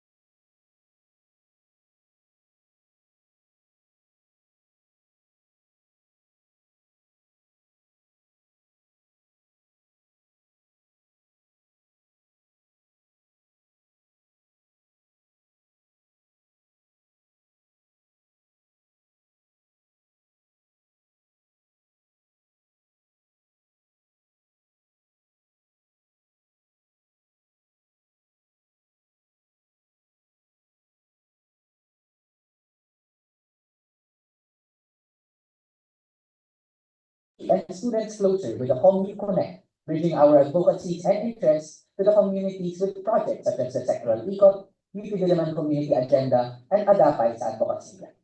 We will then strengthen the defense of our community through the convention of a multi-sectoral quick coordination response team and the strengthening of the UP Not for Sale network.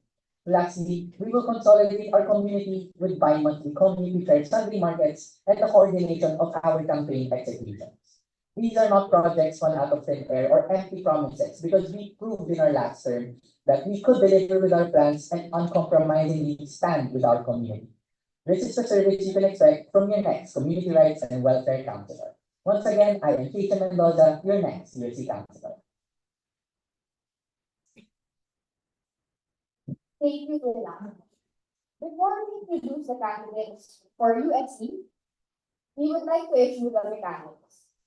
Councilors will have the chance to give a single seal for 1 minute and 30 seconds. Meanwhile, standard bearers will be allowed a 2-minute opening seal and a 30-second closing seal.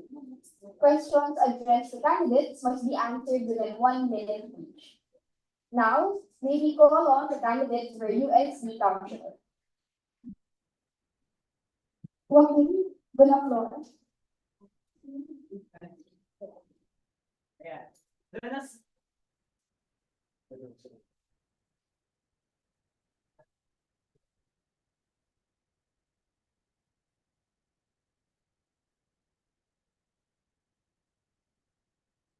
Hello? Danas natin ang kakulangan ng slots sa CRS sa registration period. Danas natin ang kulangan ng dorm slots. Danas natin ang mataas na presyo ng pamasahe. Danas natin ang UP Live bilang mga installer ng bayan. Pero sa lumalawak na crisis sa serbisyong pang-akademiko, sa liga natin na lakas sa kolektibo. Wakasan natin ang sakto lang na edukasyon at isulong kung ano ang swak sa ating kondisyon. Ako po si Joaquin Wax Buenaflor from College of Social Sciences and Philosophy, Department of Political Science, your USC Counselor. Kasama niyo po sa pag-achieve ng serbisyong swak, kay Wax. Dadalhin po natin ang inyong mga danas through year-long na grievance test upang makabuo po tayo ng comprehensive student demands. Tutugunan natin yung mga pangangailangan sa basic student services. Kakalapagin natin ang media administration na mag-serve talaga sa atin bilang mga scholar ng bayan na kanilang pinakamalaking constituents. So, kakalapagin natin ang media administration na samahan tayo sa paglaban against sa budget cuts. Dahil ito po ang pinaka-main cause ng bakit kulang po tayo sa basic student services. Muli, ako po si Joaquin Wax Buenaflor, your USC Counselor. Kasama niyo sa pag-achieve ng serbisyong SWAC kay Wax. If you have any questions po or mamaya pwede po tayo mag-reach out and yung comprehensive na general and specific plan of action po natin ay matatagpuan po natin sa Facebook page na Joaquin Wax Buenaflor. Buenaflor for Counselor. Thank you po. Thank you. Next, we have Olivia Herrera. May we request the candidates to speak near the stage po para kita sa live stream. Thank you. Hello mga Mars! Ako po si Olivia Herrera, ang inyong chairperson na bahaghay UP Diliman at inyong susunod na USC Gender Counselor. Babae, manunulat, militante. Bilang second year transgender student po ng UP Diliman, alam na alam po natin na malayo pa ang ating mararating tungo sa inklusibong UP Diliman. Kung kaya, isusulong natin ang tunay na representasyong pang-estudyante sa ating konseho para labanan ng gender-based violence and discrimination. Palalakasin at palalawakin natin ang mga ligtas na espasyo sa pamantasan. Titiyakin natin na mga kritikal na serbisyong pang-estudyante ay nariyan, accessible at madali para sa lahat. Sa pagbuo ng UP Diliman Safe Spaces Committee, katuwang lahat ng gender-based organizations and offices ay susulong ang gender-based advocacy and awareness. Hindi po tayo laban sa mandatory ROTC, laban sa budget cuts sa campus na 2.4 billion, laban sa commercializasyon ng UP, at para sa pagpasa ng SOGI-SC Equality Bill. Sa all-inclusive UP Diliman, walang estudyante ang may iwan. Mga scholar ng bayan, sama-sama natin sulong ang ligtas at malayong pamantasan na may pagkakabantay-bantay at paglaya para sa lahat. Dahil tinitindig tayo para sa all-inclusive living demand, Alberta, World Media. Ako si Alberta Herrera, ang inyong susunod ng USC Gender Counselor. Babae, manunulat, militante. Thank you. Next, we have Ramon Christian. Proceed. Hello, gandang araw lahat. Ako si RC Placido, kasalukuyan chairperson ng National Network of Agrarian Farm Advocates Youth, UP Diliman or NARA Youth. Mula sa kulayan ng ating literatura, magsasakang tunay ay anak ng magsasakang tunay na lumaki sa farm at na tumatakbo bilang iyong susunod na US Councilor. Ang mahal na ng mga pagkain sa atin, na kung saan ay naiugat sa problema ng mga magsasaka na siyang mga producers ng ating pagkain. Mula sa 15 to 20 pesos na presyo ng isang cup ng rice hanggang doon sa 45 to 85 pesos na ulam. Kung kaya, ang laban ng mga magsasaka ay laban din ng mga scholar ng bayan. Sama-sama natin itong ipaglaban. Muli, ako si RC Placido, Bini RC Placido, ipunla at italin sa konseho. Thank you. Next is Amy Denise Ramos. Mapagpalayang araw po sa inyo. Ako po si Amy Ramos mula sa The UP Repertory Company at chairperson ng Anak Bayan, CAL, artista ng bayan kasama nyo sa sining at pakikibaha. Damang-dama po natin ang mga hamon na kinakaharap ng ating mga komunidad sa ating pamantasan. Kaya naman dadalhin natin sa konseho ang una, mga usapang commune, pagpapatuloy ng dialogues, consultations, punong masa, formal or informal channels para isulang ang mga karapatan ng ating komunidad. Titiyakin po natin na maagap at palagian ang report backs hinggil sa mga inaabot ng dialogues na ito. Hindi rin natin hahayaan na wala ang ludit sa dialogues na to, ang Land Use Development and Infrastructure Plan na apektado tayo lahat sa pag-further commercialize and privatize our UP lands. Second naman po, ang Bantay Komunidad Watch Desk. It will serve as a quick response, a volunteer team para bantayan ang mga threats of militarization, threats of demolition sa ating community. Ngayon naman, mahigpit pong pakikipag-ugnayan tayo sa Barangay UP Campus and existing orgs like UP Not For Sale Network, Defend UP Network. At last but not least, ang KKK o ang Komunidad Kontra Komersyalisasyon. Pagpapalakas ng study publicity campaign para mapalakas ang student movement natin from the grassroots. Pipit ang mga panawagan, dagdag pondo sa edukasyon, ihim natin to. Makabuhayan kapahalan ng komunidad, ihim natin to. Makamasang orientasyon ng University of the People, aim natin to. Paano ibasura ang AFPUP Declaration of Law? Thank you. Now, we would like to call on the candidates for USC Vice Chairperson to give a 1-minute address each. First, we have Ron Dexter Clemente of CSSP, also run as an independent. 2 minutes. Magandang gabi, ako si Ron Dex Clemente, ang kasalukuyang chairperson ng LFS-CSSP at ngayon ang inyong University Student Council Vice Chairperson. Pipit natin bilang Vice Chairperson ng ating platapormang tunay, palaban at makabayan. Una sa serbisyong tunay, haharapin natin ang ating mga campaign sa basic student services at student rights and welfare. Pangalawa, sa bubuuin natin isang konsehong palaban, i-ensure natin na may buwan ng tulong bilang Vice Chairperson na convenor ng League of College Councils. Nang sa ganon, yung mga partikular na mga danas ng mga kolehiyo ay nabibigit natin into one big university fight. Nandiyan din ang tungkulin ng Vice Chairperson na maging advisor ng University Friendship Council dahil mahalaga para sa atin na nabibigit natin ang campaigns ng mga freshies sa ating pamantasan dahil hubugin ito ang kanilang mga susunod na taon sa ating sa UP o sa University of the Philippines. At pangatlo, sa pag-build natin ng UP bilang University of the People and for the people, i-ensure natin ang pagpapatuloy ng ating kampanya para sa isang pamantasang makabayan. Kung saan sa mga proyekto, sa pamamagitan ng mga proyekto katulad ng AKLE 2.0 o yung Alternative Community Learning Experience, makikipag-aralan tayo kasama yung iba't ibang sektor ng lipunan, yung mga mangingisda, manggagawa, magsasaka, yung mga mahininda sa loob ng UP, yung mga super ng internships natin. Talagang i-ensure natin bilang mandato ng Constitution na nabibigay natin yung kampanya ng ating community. Nandiyan din ang mahigpit natin pagtutol sa commercialization at privatization sa pamantasan. At ang mahigpit natin pagtutol sa lumalalang campus militarization at police intrusion na pinamumunuan ng AFP at ng PNP. At patuloy natin ipaglalaban ang pagbasura sa UP AFP Declaration of Cooperation at ng PNC sa UP DNP Accord. Muli, thanks naman kaya yung USC Vice Chairperson. Thank you. Candidate for member. Finally, we have Therese John Manusad of Engineering running under UP Alliance. Magandang gabi sa atin, College of Law. Nitong nag-daang student council elections, nakita natin na for the first time in the history of student councils, wala tayong chair, vice chair, even councilors. And we take this as a challenge to really rebuild the University Student Council. Para magawa natin ito, ngayong taon, sama-sama, simulan natin. Simulan natin sa isang 5-point USC agenda kung saan yung USC gagawin natin empowering, service-oriented, and of course, relevant to the students. Paano? Sino mga registered voters dito for midterm elections? Ayan, madami. May mga kilala na ba kayong party list na iboboto?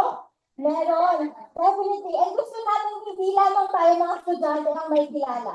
Gusto natin yung fellow voters natin through a national elections forum. May introduce natin yung different progressive party lists that would forward the interests of different sectors in our country. Andito rin yung Empowered League of College Councils kung saan in partnership with the UP Law Student Government and the different local college councils, i-redraft natin yung UP Diliman Students Magna Carta that will protect our academic rights inside the university, maybe in online spaces or physical spaces. Muli, ako si Therese Manusad, former USC Councilor, your next USC Vice Chairperson mula sa UP Alianza. Thank you, candidate Manusad. Now, let us hear the spiel of one of the candidates for USC Chairperson, Andrew Ronquillo. Also, independent candidates in the UP College of Mass Communication. Mula sa mga panghimasok ng mga pulis at militar sa ating pamantasan, ipapabasura natin ang UP AFP Declaration of Cooperation at isusulong ang institutionalization ng UP TND Accord sa ating UP Charter. Ganun din sa ating pakikipag-ugnayan sa Defend UP Network, palalakasin natin ang mga campus security trainings and mechanisms natin sa loob ng pamantasan. Isusulong natin yung genuine student representation sa pamamagitan ng pagpapalakas ng mga Volcorp system and affiliate system ng ating League of College Councils, pati na rin for streamlining na ating campaigns and activities through the organizations ng All Leaders Conference. At ganoon din, para sa ating mga campus publications, isutulong natin ang revival, recognition at support for funding, security, equipment, and spaces ng ating mga student funds. Tututulan natin ang commercialization ng ating education by jumping all anti-community projects na meron dito sa Diliman, pagtutol sa mga demolisyon sa mga komunidad natin, katulad ng nangyayari ngayon sa Dilimon. And this will be done to the strong coordination with the UP Multi-Sectoral Alliance and as well as the UP Not Per Se Network. Mula sa ating local involvement sa ating mga issues, itutuloy natin ito sa ating pambansang mga issue. Kaya hindi po mawawala dito yung ating continuous integration sa mga marginalized community where social injustices are prevalent. So, ganun din yung ating pagbabatuloy ng mga pag-aaral at iba't ibang mga talakayan para pag-aralan ng lipunan at mga issue ng ating bayan. Bilang isang aktivisang institusyon po ang USC, hindi mawawala yan ang kanilang militanteng tradisyon ng pakikibaka, ang pagsasagawa ng mga kilos protesta para singilin ng Estado sa kanilang kapabayaan sa taong bayan. At sa aspeto po ng pambansang halalan, tayo po magtatayo ng bantay boto para magtulay na ating voter campaign education, voter education campaign natin. Muli po ako si Franz Andrew Ronquillo, leader estudyante, alagad ng media mula sa College of Mass Communication, ang inyong susunod na USC Chairperson. Maraming salamat. Thank you. Before we ask our USC candidates the questions, we would like to note that Chairperson candidate Sean Villatore and Vice Chairperson candidate Franz Joseph Beltran did not confirm their attendance for this event and were thus barred from presenting. Now we have a few questions for the candidates with no follow-ups. Each of you have 1 minute to answer the question. Okay, first question.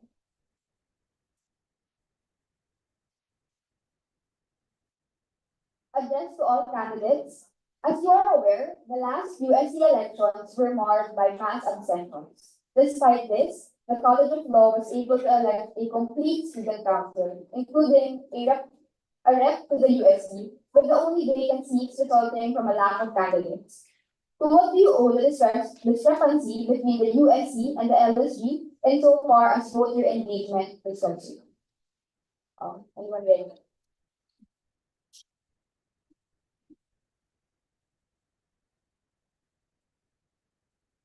Ayan, with the conversations that we held with students last election, nakita natin na hindi nalaramdam yung University Student Councils through the different support and student services na dadalhin dapat ng University Student Council. Kaya bilang inyong susunod na USC Vice Chairperson, nandito yung 5-point USC agenda to make sure that the USC is empowering, service-oriented, and of course, relevant to the students. This way, mas may ensure natin na once the needs of the students are catered, mas may engage natin sila with the different advocacies, initiatives na meron yung University Student Council at the university level and at the national level. This way, through the 5-point USC agenda, gusto natin na konkreto ang ating mga plano at ramdam ang inyong konseho. Thank you. Candidate number 5.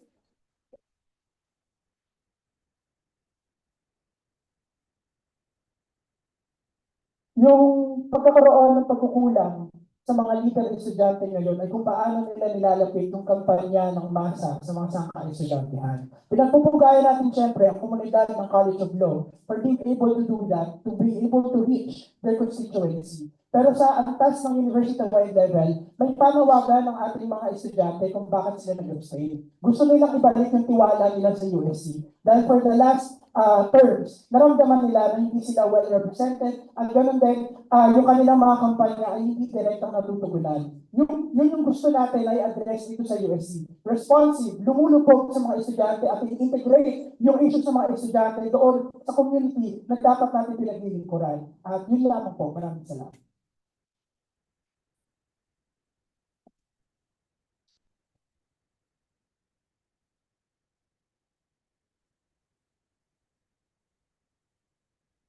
Ang role ng student council ay para mailapit yung mga kampanya ng sangka-estudantehan. Para bitbitin niya yung campaigns ng sangka-estudantehan at ng community. Dahil yun yung i-represent niya na constituents. No? So, suriin natin bakit ba nag-abstain ang mga tao, ang mga estudyante, ang mga scholar ng bayan. Marami ang dahilan.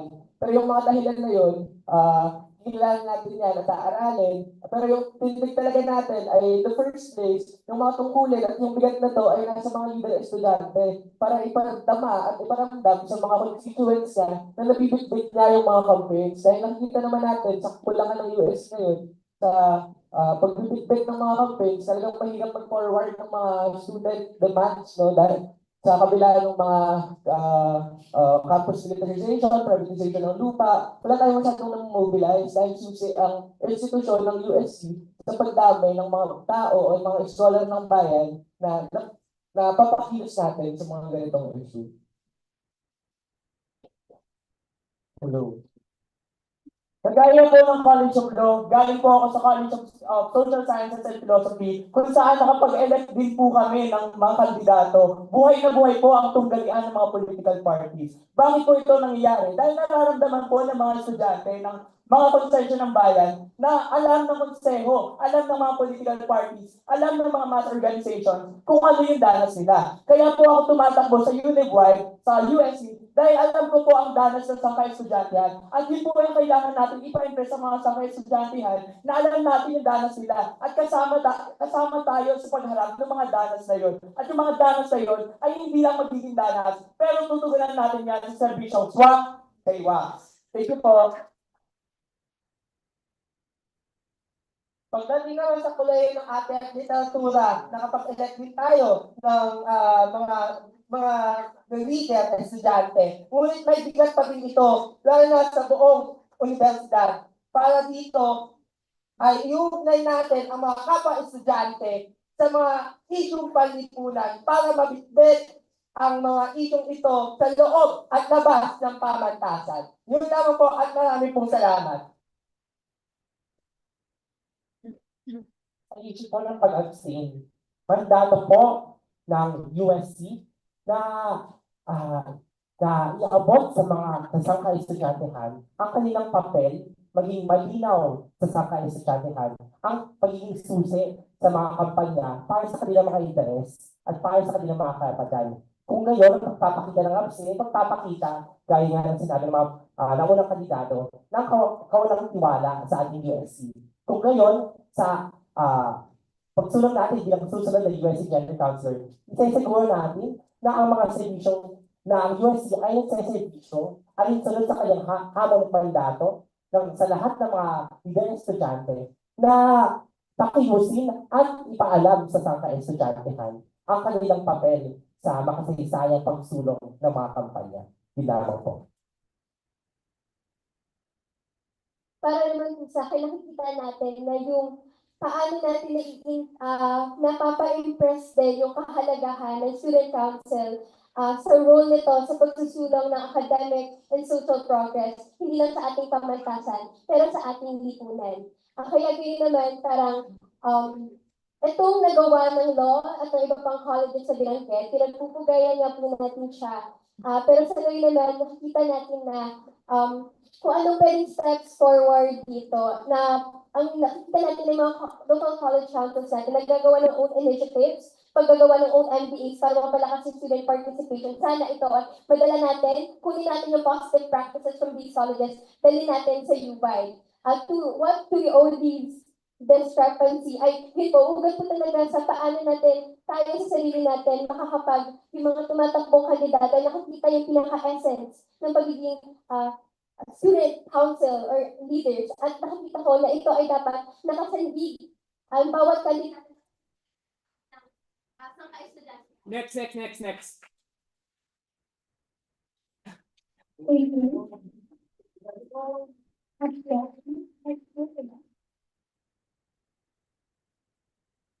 Tapos na? You are a teacher candidate from Filio. Your former ordinates in San UPCMC with your opponent, San Latorre. Notably, Latorre has held higher positions within the USC than you, and has also served as the chairperson of the CMC Student Council. Why did you choose to run against Latorre, and what sets you apart? Sige po.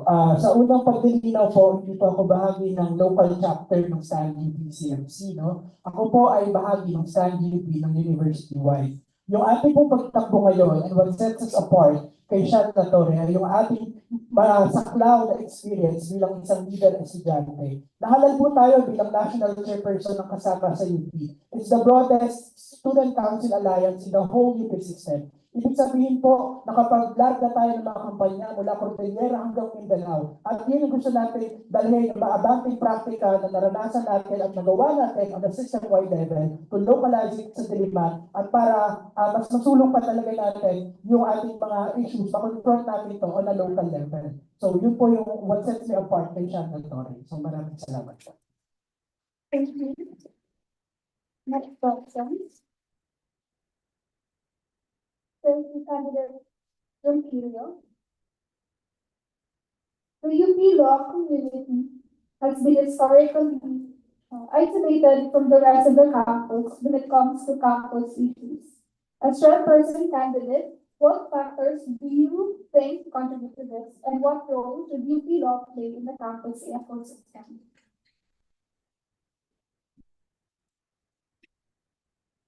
Sa tingin ko po, hindi naman ganun kahiwalay ang UP Law community sa nararanasan ng UP studentry in general dahil we all share the same struggles in terms of student services. Ganun din yung bigat ng isang education na output-based Kaya sa tingin ko, yung papel ng law student, yung papel ng UP Law ay to consult, ay magtatag ng isang genuine student representation to our law student government para i-bridge yung community mismo on a university-wide level. Pag-diskusyonan natin kung ano ba yung mga nararanasan sa UP Law community and how can how can the law community contribute dun sa mga campaigns na binibigyan natin sa university-wide level. Marami pong mga leader estudyante na nagmula rin sa UP College of Law at napupunta rin po sa University Student Council. At yun po yung gusto natin i-invite.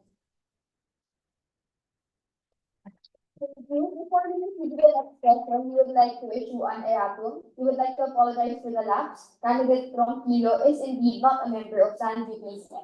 Thank you. Next question.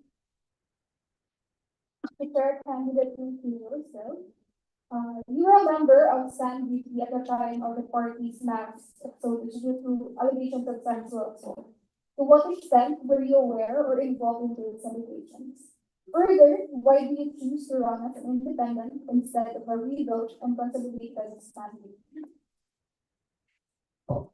Yung ating involvement po dyan sa nangyaring sexual assault issue sa loob ng San UP, yan po yung ating kinokondena dahil lahat po yun nangyayari right under our noses. Dahil po sa mga bureaucratic na processes sa loob ng San UP, kaya po nag-strive yung ganong violent behavior and violence against women. Yung ating pong pagtakbo ngayon bilang USC chairperson, ito po ay batay sa ating personal na kapasyahan and in recognition of the dire crisis of student representation. Hindi po pwedeng walang mamuno sa University Student Council in the face of intensifying attacks on our democratic rights na further pa ng Marcos Duterte regime. So yun po. Thank you. Next question. To Vice Chair candidate Pimentel. As a result of the investigations into the sexual harassment and assault allegations against San Dimas, the party expelled a number of individuals, including a recent former chairperson of the League of Filipino Students. As the chairperson of LSG CSSP, to what extent did you participate in the investigation of the former chairperson? Bilang kasalukuyang chairperson po ng LSG, nung marinig natin ang mga isyong ganyan, ay agad natin hinanap yung mga documents, agad natin hinanap yung mga papeles kung saan isasaad yung pag-investigate niya or yung mga talagang susing mga papel kung paano natin malalaman itong mga cases, paano siya hinandle, ano yung process sa kanya. But at the same time, wala po tayong nakita mula doon, no? Wala po tayong nakita sa old files natin. Pero bilang kasalukuyang LFS-CSSP chair, nandiyan yung mahigpit din natin pag-uugnayan kasama yung national office ng LFS. Dahil lahat po ay nangyayari na may kaugnayan yung national at yung local council, yung local na chapters niya. Ganun din, nagpadala tayo ng sulat at liham sa LFS National na nagsasaad ng ganito yung gusto namin makita mula sa LFS chapter namin. At baka may mga dokumento kayong hawak, no, na makakapagitnaw sa amin at sa membership kung ano ba talaga yung tunay na nangyari noong mga kasong ito. Thank you. The next question is also for Vice Chair candidate Pimentel. Unlike the other standard bearer candidates present today, previous issuances of halal and UPD shows that you have notably never run for the University Student Council. What qualifies you to aim for the second highest position in the college? Conversely, what perspective do you provide as an outsider? Yung mga leader estudyante naman po natin ay hindi nagtatapos sa paghawak ng posisyon sa student council. Parang po tayo bago tayo pumasok sa pagiging student council, nariyan po ang pagiging propaganda head natin ng San Dimas CSSP. At kasalukuyan yung chair ng LSG. Meron din po tayong organization inside our department sa UP Capitas, yung Kabataang Piloso Potaso, at pangalawang supremo po tayo din ngayon. So, tingin ko, bilang miyembro ng mga organisasyon na to, bilang may mga campaign na din naman na hinandle inside these organizations, ay magdadala talaga natin yung ganong perspective, no? Lalong-lalo na yung national democratic perspective na pinapamantila ng LFSCSS sa ating pagpasok bilang vice chairperson sa Conseil. Thank you. Next question. Still for candidate connected. The political scene in UP Diliman has long been fraught with infighting and mudslinging. To what do you believe this can and should be changed? And if you believe this culture should be changed, what steps will you take to ensure a more cordial and professional USC? So ayan, kinakailangan bakahin natin yung ganitong pagtingin na dapat ay batuhan ng putik ang nangyayari dahil ang tungkulin natin at ang mandato natin bilang USC ay ang pagsilbihan ng constituents natin ng community, hindi para magsiraan ng isa't isa. No? Kasi lahat naman tayo ay nag-forward ng campaigns, lahat naman tayo ay gusto ng specific na pagbabago tungkol dito sa mga issue na to. So, ang pinupuntirya natin dito ay yung issue at hand, hindi yung isa't isa. So, kausapin kung paano tayo magkipag siyempre nandiyan pa rin yung tunggalian, no? Pero yung tunggalian na yun ay dapat sensityado, dapat ay umuugat talaga sa objective reality ng kung ano yung hinaharap natin ng mga problema. Hindi yung about personal issues dahil hindi po personal ang pinaglalaban natin dito. Ang pinaglalaban po natin dito ay kapakanan ng sangka-estudantehan at kapakanan ng buong komunidad ng universidad. Thank you.